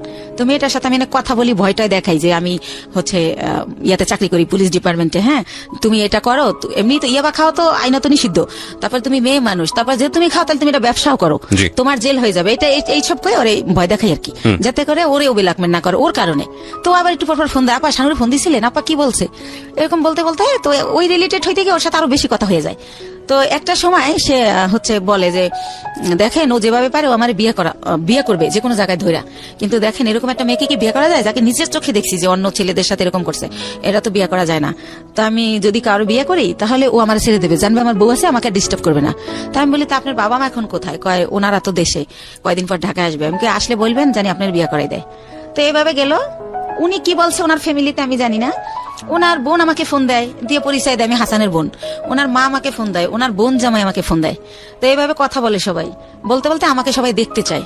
তো দেখতে চায় কি উদ্দেশ্য আমি জানি না। তার বাবা আমাকে বলে, মা তোমার অনেক গল্প শুনছি, তুমি আমার ছেলেটার নতুন জীবন দিছো, এই সেই, আমার ছেলেটা বখাটে হয়ে গেছিল, নষ্ট হয়ে গেছিল, খারাপ মানুষের সাথে চলতো, নেশা করতো, এখন কিছু করে না, ভালো হয়ে গেছে শুধু তোমার জন্য। তো এরকম বলেন। আমি বলি আপনারা তো আমার আসলটা জানেন না, ও হয়তো আপনার আসলটা বলে নাই, কারণ আমার মনে হয়েছে ও হয়তো বলছে আমি আনম্যারিড মেয়ে বা এরকম কিছু, এটা আমি গেস করে এটা বলি। তারপর আমি বলি যে আমার অনেক প্রশংসা তারা করে। আমি বলি আমি দেখতে অনেক পচা, আমার প্রশংসা করেন না, আমার দেখলে আপনার ভালো লাগবে না, এখন যেমন পাগল এই দেখার রুচি থাকবে না। তো একটা সময় এত রিকোয়েস্ট করে, তখন যাই। যাওয়ার পরে দেখি যে সবার সাথে দেখা হয়, কথা হয়, তারা আমার অনেক পছন্দ করে বলে। তারপর আমি চলে আসি। আসার পরে পরের দিন ওর মা আমাকে ফোন দিয়ে বলে যে আমার ছেলে তো তোমাকে পছন্দ করে, বিয়ে করতে চায়। এটা ওর মা যখন বলে, আমি ভাইয়া একদম কি বলে গাছে থেকে পড়ি যে কি বলে এটা। তখন আমি বলি যে ওর মারে, আবার আমি মাই বলি যখন ওদের বাসায় যাই, যেহেতু ও বলে পরিচয় দিয়েছে বন্টনকে। তো বলি যে মা আপনি এটা কি বলেন, আমি হচ্ছে আমার বেবি আছে, আমি বিবাহিত। ওর কিন্তু 2টা বিয়ে, এটা আমি আগে জানতাম না, এটা পরে বের হয়েছে আমার বিয়ের পরে। আর আপনার ছেলে তো আনমেরিড, আপনি একটা আনমেরিড মেয়ে বিয়ে করাবেন, আমাকে কেন? তো এটা বলার পরে বলে দেখো মা, আমার ছেলে আমাকে তোমার ব্যাপারে সবই খুলে বলছে, কিন্তু আমার ছেলে যেহেতু সংসার করবে, ছেলে যেহেতু তোমাকে ভালোবাসে, আমাদের আপত্তি তো থাকার কথা না, আর তোমারও আপত্তি থাকার কথা না, কারণ ও তো দেখছে তোমার 2টা ছেলে আছে, তোমার বাসায় যাতায়াত করে, এতদিন ধরে তোমার সাথে পরিচয়, তুমিও তারা দেখছো, অসুবিধা কোথায়? তো এরকম করতে করতে আমি রাজি হই না, কিন্তু সে ওই গানই বাজায় যে আমার কাছে হাজারো বার ফোন দেয়, আমি কই কি করি, কি খাইছি, তাই ঘুমাইছি কিনা, তো নাস্তা করছি কিনা, এভাবে ফোন দিতে থাকে। তার মধ্যে আমি আবার ইন্ডিয়া চলে যাই, সে আবার ওরকম তোমার পাশে কে বসছে, ছেলে মানুষ বসছে না মেয়ে মানুষ বসছে, এরকম মানে এভাবেই করে। তো হোটেলে বিয়েটা করলেন না করার আগে অবস্থা? বিয়ে করি নাই, তখনই এরকম হ্যাঁ, এইভাবে মানে সে এত কেয়ার করে, মনে হয় যে আমি হেঁটে গেলে সে ব্যথা পায়, এরকম একটা ভাব। হ্যাঁ, তারপরে হচ্ছে টিকিট কাটছি, গাড়ি 2:30টায় ছাড়বে, হয়তো বা 1:15 টিকিট কাটলাম, তো খেতে গেলে তো আর গাড়ি ফেল করবো, তো টিকিট কাটছি, ফোন দিতেই থাকতো, তো বলতাম যে খাওয়ার টাইম নেই, হচ্ছে জুস কিনে উঠছি, তো বলতো ইয়ারে সুপারভাইজারে বলো 10 মিনিট লেট করতে, খাইয়া গাড়িতে ওঠো, না খাই উঠবা কেন, ঢাকা আসতে রাত 12টা বাজবে। প্রিয় শ্রোতা, আমরা ছোট্ট একটা বিরতি নেব, আর এই ফাঁকে আপনাদেরকে বলে নেই ঢাকা এফএম এর পেজটিতে আপনারা আসতে পারেন। আমাদের পেজটির ঠিকানা www.facebook.com/I-love-Dhaka-FM, I love Dhaka FM। Please পেজটিতে লাইক দিয়ে কানেক্টেড থাকবেন। ওকে, ছোট্ট একটা বিরতি। জীবন গল্প, জীবন নাটকের চেয়েও নাটকীয়। জীবন গল্প।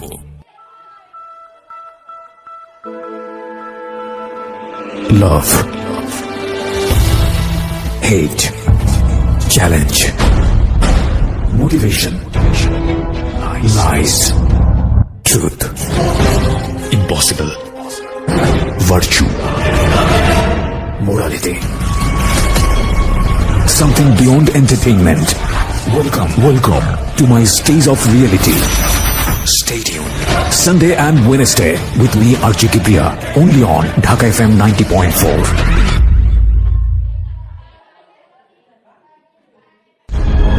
জীবন গল্প, জীবন নাটকের চেয়েও নাটকীয়। জীবন গল্প। স্বাগত আরো একবার প্রিয় শ্রোতা, শুনছেন জীবন গল্প ঢাকা FM 90.4-এ। আমি আরজে কিপ্রিয়া আপনার সঙ্গে রয়েছি, আর আমাদের এই অনুষ্ঠানে যে কেউই আসতে পারেন। আমরা সবসময় বলি, আপনি যদি আসতে চান প্লিজ আমাদেরকে ফোন করবেন। আমাদের ফোন নম্বরটি হচ্ছে 09611904904। ওকে, আমি কথা না বাড়ি আমার যিনি গেস্ট তার কাছে আবারও ফিরছি, যেখানটায় আমি ছিলাম। বলুন তারপর। তো এরকম মানে আমার লাইফে ভাইয়া এই কেয়ারিংটা তো কোনো সময় কেউ করে নাই। ছোটবেলা মাও করতো না, তারপরে যে বিয়ে নামক একজনের সাথে মাঝে মধ্যে দেখা হতো, তার সাথে তো আমার কিছুই হয় না এই ধরনের। তো ওই ব্যাপারগুলো আমার খুব ভালো লাগতো, যে আল্লাহ আমি খাইলাম কিনে ডেনে টেনশন করে, রাতের 1টা বাজে আমার অনলাইনে দেখলে এই এখনো ঘুমাও নাই কেন, ঘুমাও। এর মধ্যে তুমি তো আমি কথা বলা শুরু হলো, তো সেও তুমি বলে, আমিও তুমি বলি, আর ভাইয়া আপু বলি না, হেও আপু বলে না, আমিও ভাইয়া বলি না। তো এরকম তো একটা পর্যায়ে হচ্ছে সে মাঝে মধ্যেই বাসায় যেতে চায়। তখন আমি চিন্তা করলাম যে আমার ছেলে যেহেতু বড় হয়েছে, তো এই ব্যাপারটা আমার ছেলে খারাপ ভাবে নেবে, বা আমার ছেলে আমার ঘৃণা করবে, ছেলে আমার খারাপ ভাববে। তো আমার ছেলেকে না আমি একদিন বলি যে বাবা এরকম এরকম ব্যাপার। তো আমার ভাগ্নে আছে ইমরান, বড় বোনের ছেলে, ওর কাছে বলি, আমার বোনের মেয়ের কাছে বলি। তো বলার পরে বলতেছে যে একটা মেয়ের বিয়ে, স্বামী, সংসার যে একটা জিনিস, আপনার তো সেটা হয় নাই, আমরা তো সবই জানি। তো যেহেতু সে একা কইলে আমরা নিষেধ করতাম। আমার ভাগ্নিকে বিয়ে হয়ে গেছে, এরকম বড়রা বিয়ে হয়েছে, বাচ্চা হয়েছে, এক ভাগ্নির হচ্ছে ছেলে হয়েছে। তো বলতেছে যে যেহেতু তার বাবা মা আপনার নিতে চাইতে, তো আপনার খুশি হওয়ার কথা। তো আমি কিভাবে খুশি হব, সে তো ড্রাইভার, আর একজন ড্রাইভার কয় টাকা আর্ন করে, সে আমারে খাবে না আমার বাচ্চা খাবে, আমার তো সে সারা জীবন এই কাজ করেই খেতে হবে, তাহলে আর বিয়ে বয়ে লাভ কি। তো একটা সময় এভাবে বলিও নিজে ওদেরকে অ্যান্সার করি, কিন্তু আবার সে যখন কথা বলে খুব ভালো ভালো সুন্দর সুন্দর করে, তখন আবার তার জন্য আমার মায়া লাগে। তো এরকম করতে করতে একটা সময় চিন্তা করলাম যে টুকটাক করে বাসা আসে, ছেলে ব্যাপারটা খারাপ ভাবে নিবে। তো ছেলেরে ভাগ্নেরে দিয়ে ছেলেরে জিজ্ঞেস করাইলাম, ভাগ্নে বললো যে না আমার ছেলে রাজি। আমি সরাসরি জিজ্ঞেস করলাম না, লজ্জায়। তো তারপরে আমরা বিয়ে করে ফেললাম। বিয়ে করলাম হচ্ছে ভাইয়া এই যে মার্চ মাস গেল, এর আগের মার্চের 13 তারিখে। তো বিয়ে করলাম বলতে এভাবে বিয়ে করার পরে সে আমার বাসায় থাকা শুরু করলো। আর হচ্ছে আমি বললাম যে সিএনজি আর চালাইও না, মানে একজনের ড্রাইভার আমার হাজবেন্ড একটু লাগে, কারণ এইরকম ফ্যামিলির তো মেয়ের আমি না, হয়তো আমি ভাগ্যদোষে কষ্ট করতেছি। তো পরে ওর ভিসা পাসপোর্ট করলাম, ভিসা লাগাইলাম যে আমার সাথে সাথে ইন্ডিয়া যাবা, দুইজনে মিলে ব্যবসা করি।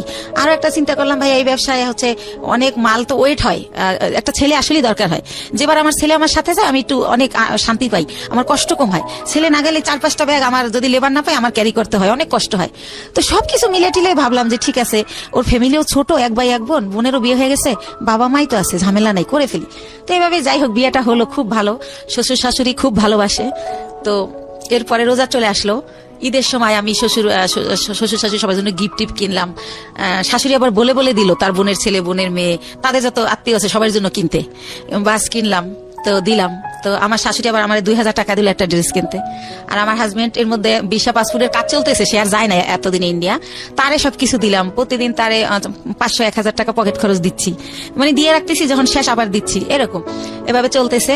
তো তারপর আমি আরো একবার গেলাম একা। তো এর পরের বার সে আমার সাথে গেল। তো যেহেতু সে আমার সাথে গেল, এখন যদি ভাইয়া যেখানে ব্যবসা করি সবাই আমাকে অনেক রেসপেক্ট করে। এখন যেহেতু তার ছবি আছে আমার কাছে, আপনারা চাইলে দেখতে পারেন, কাবিনটা আমি নিয়ে আসছি, চাইলে দেখতে পারেন। 20 লক্ষ টাকার কাবিন করা হয়েছে আমাদের বিয়ে। বিয়ের যে খরচটা ওটাও আমি দিছি, কারণ ওর তো টাকা ছিল না। তো ওর মাই শিখাই দিছিল যে 20 লক্ষ টাকার কাবিন করবা, না হলেও যদি পরে আবার কেউ বিয়ে টিয়া করে কম টাকার কাবিন থাকলে বেশি হলে আর করতে সাহস পাবে না। তো এসব দেখে না মনে হয়তো ওর মা বাবা ওর চেয়ে আমার বেশি ভালোবাসে। আর যেহেতু আমি ছোটবেলা থেকে ভালোবাসার খুব অভাবী ছিলাম, ওদের ভালোবাসাগুলো পেয়ে না আমি এত হ্যাপি হয়েছিলাম বলার মতো না। তো এইভাবে চলতে থাকে। এর মধ্যে আমার শাশুড়ি আমারে বলে যে গত বছর অক্টোবরে যে শাহনাজের তো বিয়ে হয়েছে 5 বছর, তো ভদ্রলোকের আবার আগের ঘরে বউ বাচ্চা আছে, আমার ননদ্রে বিয়ে করে হচ্ছে অন্যভাবে, যাই হোক সেটা আমি বলবো না।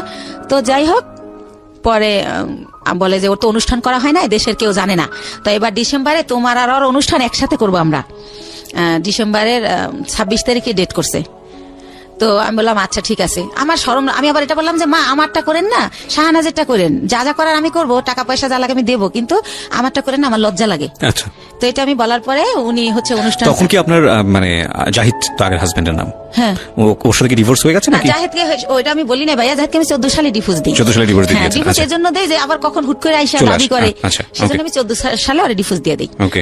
তো ও কি করে যে এভাবে বলে, তো বলার পরে লিস্ট আসতে থাকে, যেহেতু বিয়ে বাড়ি, বিয়ে করা গ্রামে অনুষ্ঠান করবে, এটা লাগবে সেটা লাগবে। তো আমি যখন ইন্ডিয়া যাই আমার ননদ ফোন করে বলে যে আমার জন্য লেহেঙ্গা আনবা, আমি বিয়ের দিন পরবো।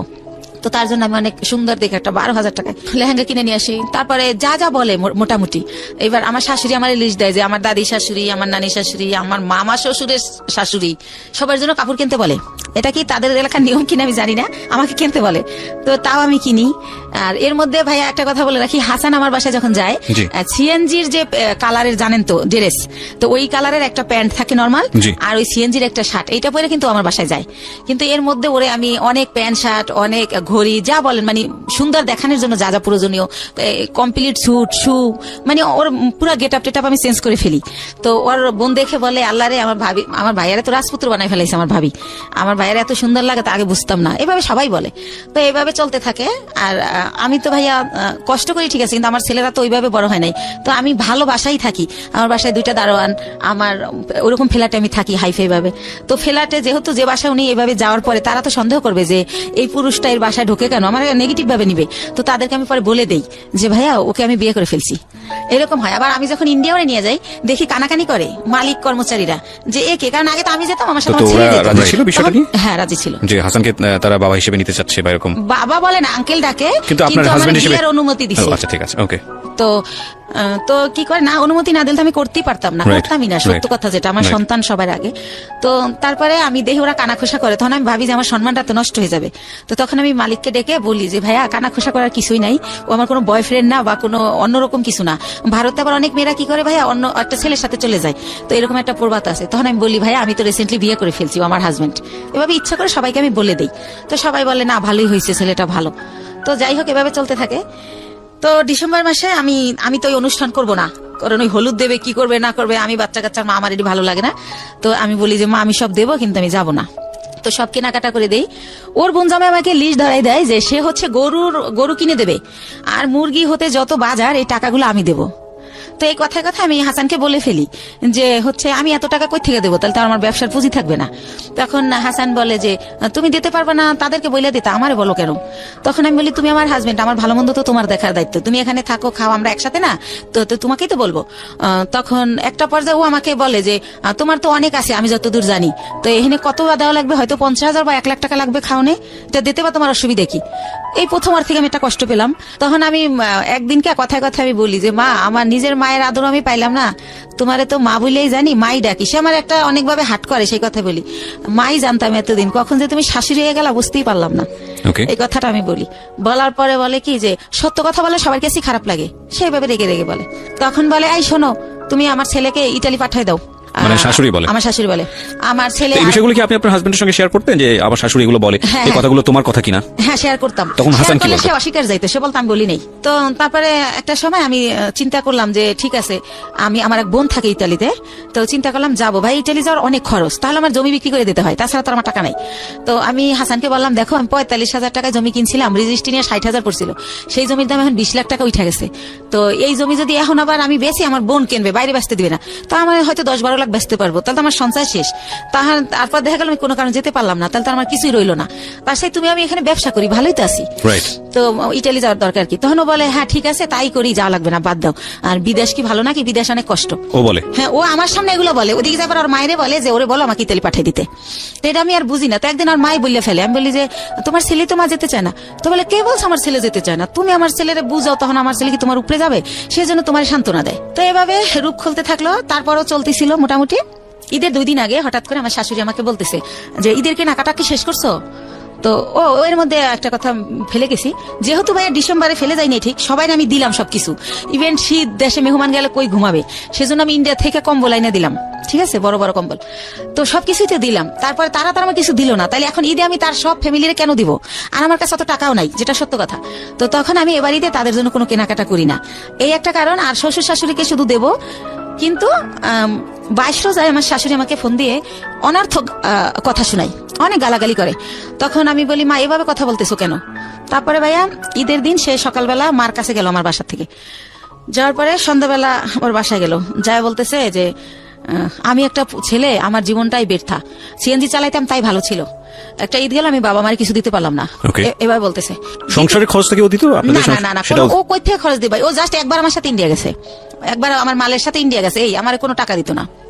আচ্ছা, আমার খরচই চলতো, ও আমার ওখানে থাকতো, খাইতো, সবকিছু উল্টো। আরো ওর মার ওষুধ লাগবে, 2000 টাকা পাঠাও।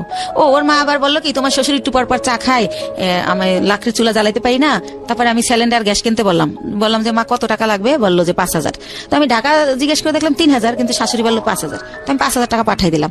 এরকমের যখন যা চায় আমি দিচ্ছি, কিন্তু তার ছেলে আন করতেছে না, বাট আমি যা লাগতেছে সবই দিচ্ছি, কোনো করতেছি না, যেহেতু আমি বলছি যে গাড়ি চালাইও না, সেজন্য।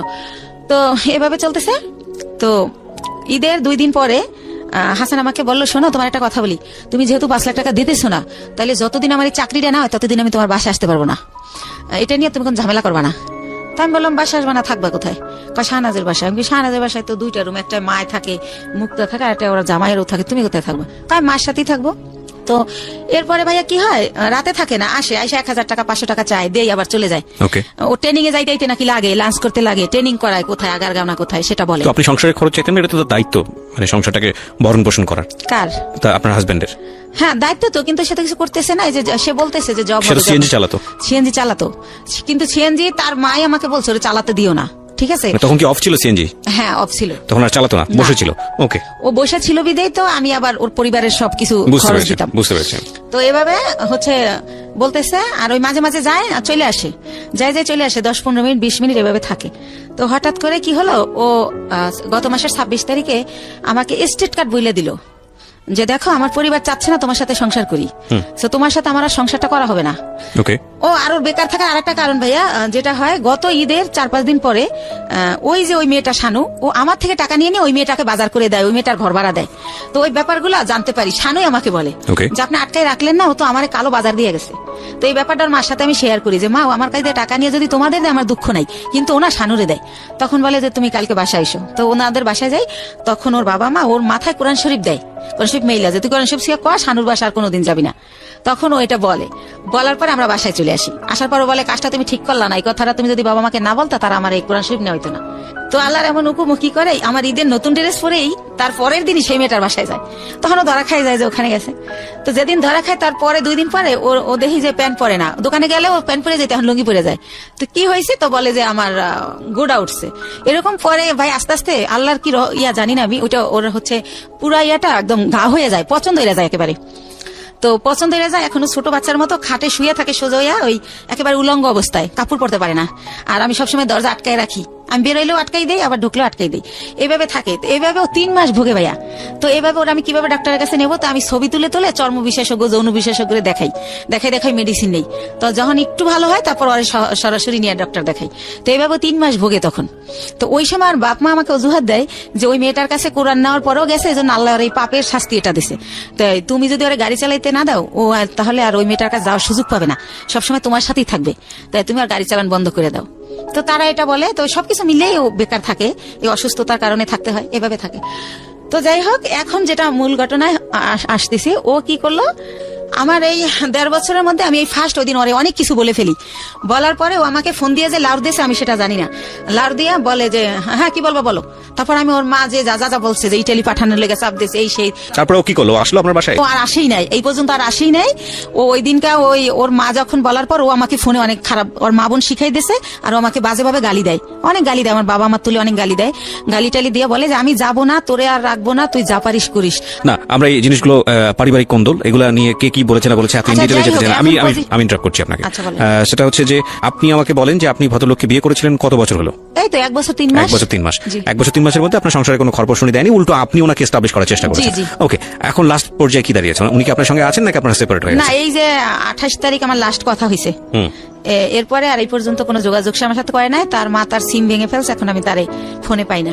তাহলে কি পেলেন? 1 বছর 3 মাসের শিক্ষাটা কি পেলেন, আর পুরো জীবন জুড়ে এই বৈবাহিক জীবনের শিক্ষাটা কি পেলেন? আপনি তো আজকের এই গল্পটাই বলতে এসেছেন। জি, জি। সবকিছু মিলিয়ে আপনি আমাকে এটা বলেন যে রেডিওতে এই গল্পটা আপনি কেন বললেন? আমি একটা মেসেজ পেয়েছি, সেটা আমি আমার মতো করে বলবো, বাট আচ্ছা। আপনি কেন আসলেন? আমি আসছি ভাইয়া যে আমি যদি আমার বাবা মা যদি যখন জানছিল যে ওই লোকটা আসলে জামাই হিসাবে না, তখনও যদি আমাকে বাদ দিত তাহলে তো আমার বেবিও হতো না। তারপরে যেহেতু আমার ভাই বোন সব এস্টাবলিশ, তাদের অনেক কিছু আছে, তারা বাইরে দেয়, কিন্তু আমি আমার বাচ্চা দুইটা নিয়ে এত কষ্ট করি এটা তারা চোখেই দেখে না। তাহলে এরকম যদি হয় ঘরে ঘরে যে কোনো ভাই বোন এক ভাই বোনকে হেল্প করবে না, তাহলে কেমনে হবে? তারপরে জীবনের প্রথম পার্টটা নিয়ে আমি শুধু এতটুকুই বলতে পারি যে আপনি অনেক দুর্ভাগ্যবান, এবং আপনার ফ্যামিলি আপনার প্রতি যেটা করেছে সেটা ভয়াবহ রকমের অবিবেচকের মতো কাজ করেছে। আপনার বাবা বেঁচে আছেন? জি, বেঁচে আছেন। তো আপনার বাবা এই যে বড়টা ভুলটা করেছে সেই ব্যাপারে কি বলে? আমার বাবা যখন জানে ওর ওই ব্যাপারটা, তখন আমার বাবা আর দিতে চায় না আমাকে, কিন্তু আমার বড় বোন আর আমার মা এটা জোর করে, আর আমার পরিবারে আমার মাই সব, আমার বাবার কোনো কথা থাকে না, মানে মা যেটা বলে ওইটা রাইট। আমার বাবা অনেক সহজ সরল, অনেক নরম।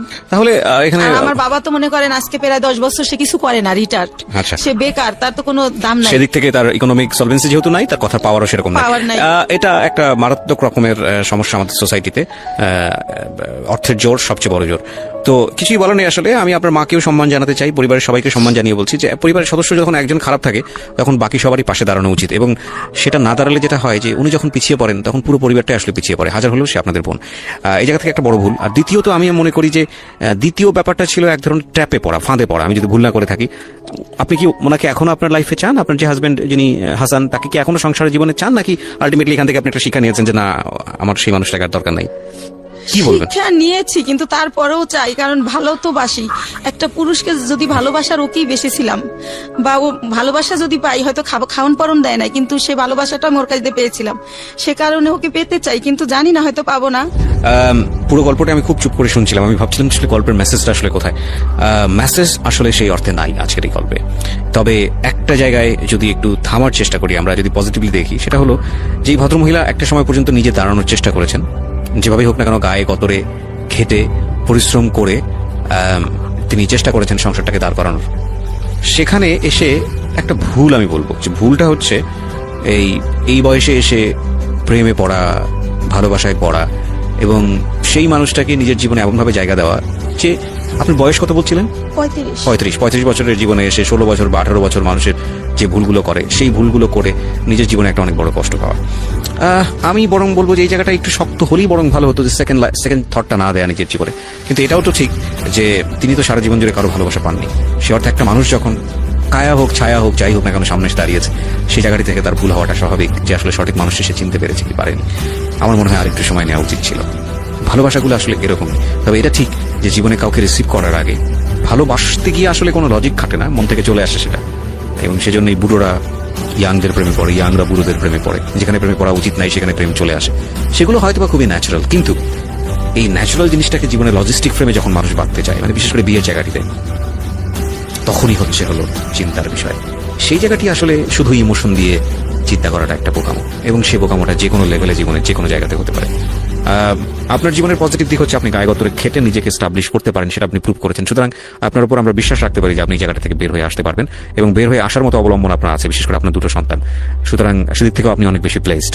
সো প্রিয় শ্রোতা, আজকের এই জীবন গল্প একটা পরিশ্রমী মানুষের জীবনের গল্প, যে পরিবার থেকে কোনো সাহায্য পায়নি, সংসার জীবনে সুখী হতে পারেনি, একজন পাগলকে বিয়ে করে পুরো জীবনটাই এক অর্থে অন্যরকম স্রোতে ভেসে যাওয়া মানুষ, এবং তারপরে যখন সুখের দিন এসছে তখন ভালোবেসে ভুল করা একজন মানুষ। তারপরেও আমরা সম্ভাবনা দেখি। জীবন আসলে এরকমই। নাটকের মোড় আসলে গুড একটা ফিনিশিং এনে দেয়, কিন্তু জীবনের মোড় সেই গুড ফিনিশিং এর কোনো ধার ধারে না। এই জন্যই আমরা বলি জীবন নাটকের চেয়েও অনেক নাটকীয়। ভালো থাকুন। দর্শক, যে বিষয়গুলো আজকে তথ্যগুলো পেলেন আলোচনা সাপেক্ষে রেজা কিবরিয়া ভাই টক শো থেকে, এসব শোনার পর আপনাদের কি মন্তব্য অবশ্যই কমেন্টে জানাবেন। পাশাপাশি একজন আপন দাদু যদি তার নাতির উপর এমন কোন নজর দেয়, আপনাদের কি মন্তব্য অবশ্যই কমেন্টে জানাবেন। নতুন নতুন এমন নিউজগুলো পেতে সাবস্ক্রাইব করুন, ভিডিওটি ভালো লাইক দিবেন। আজকে এই পর্যন্তই, পরবর্তী ভিডিও দেখার আমন্ত্রণ রইলো। আসসালামু আলাইকুম।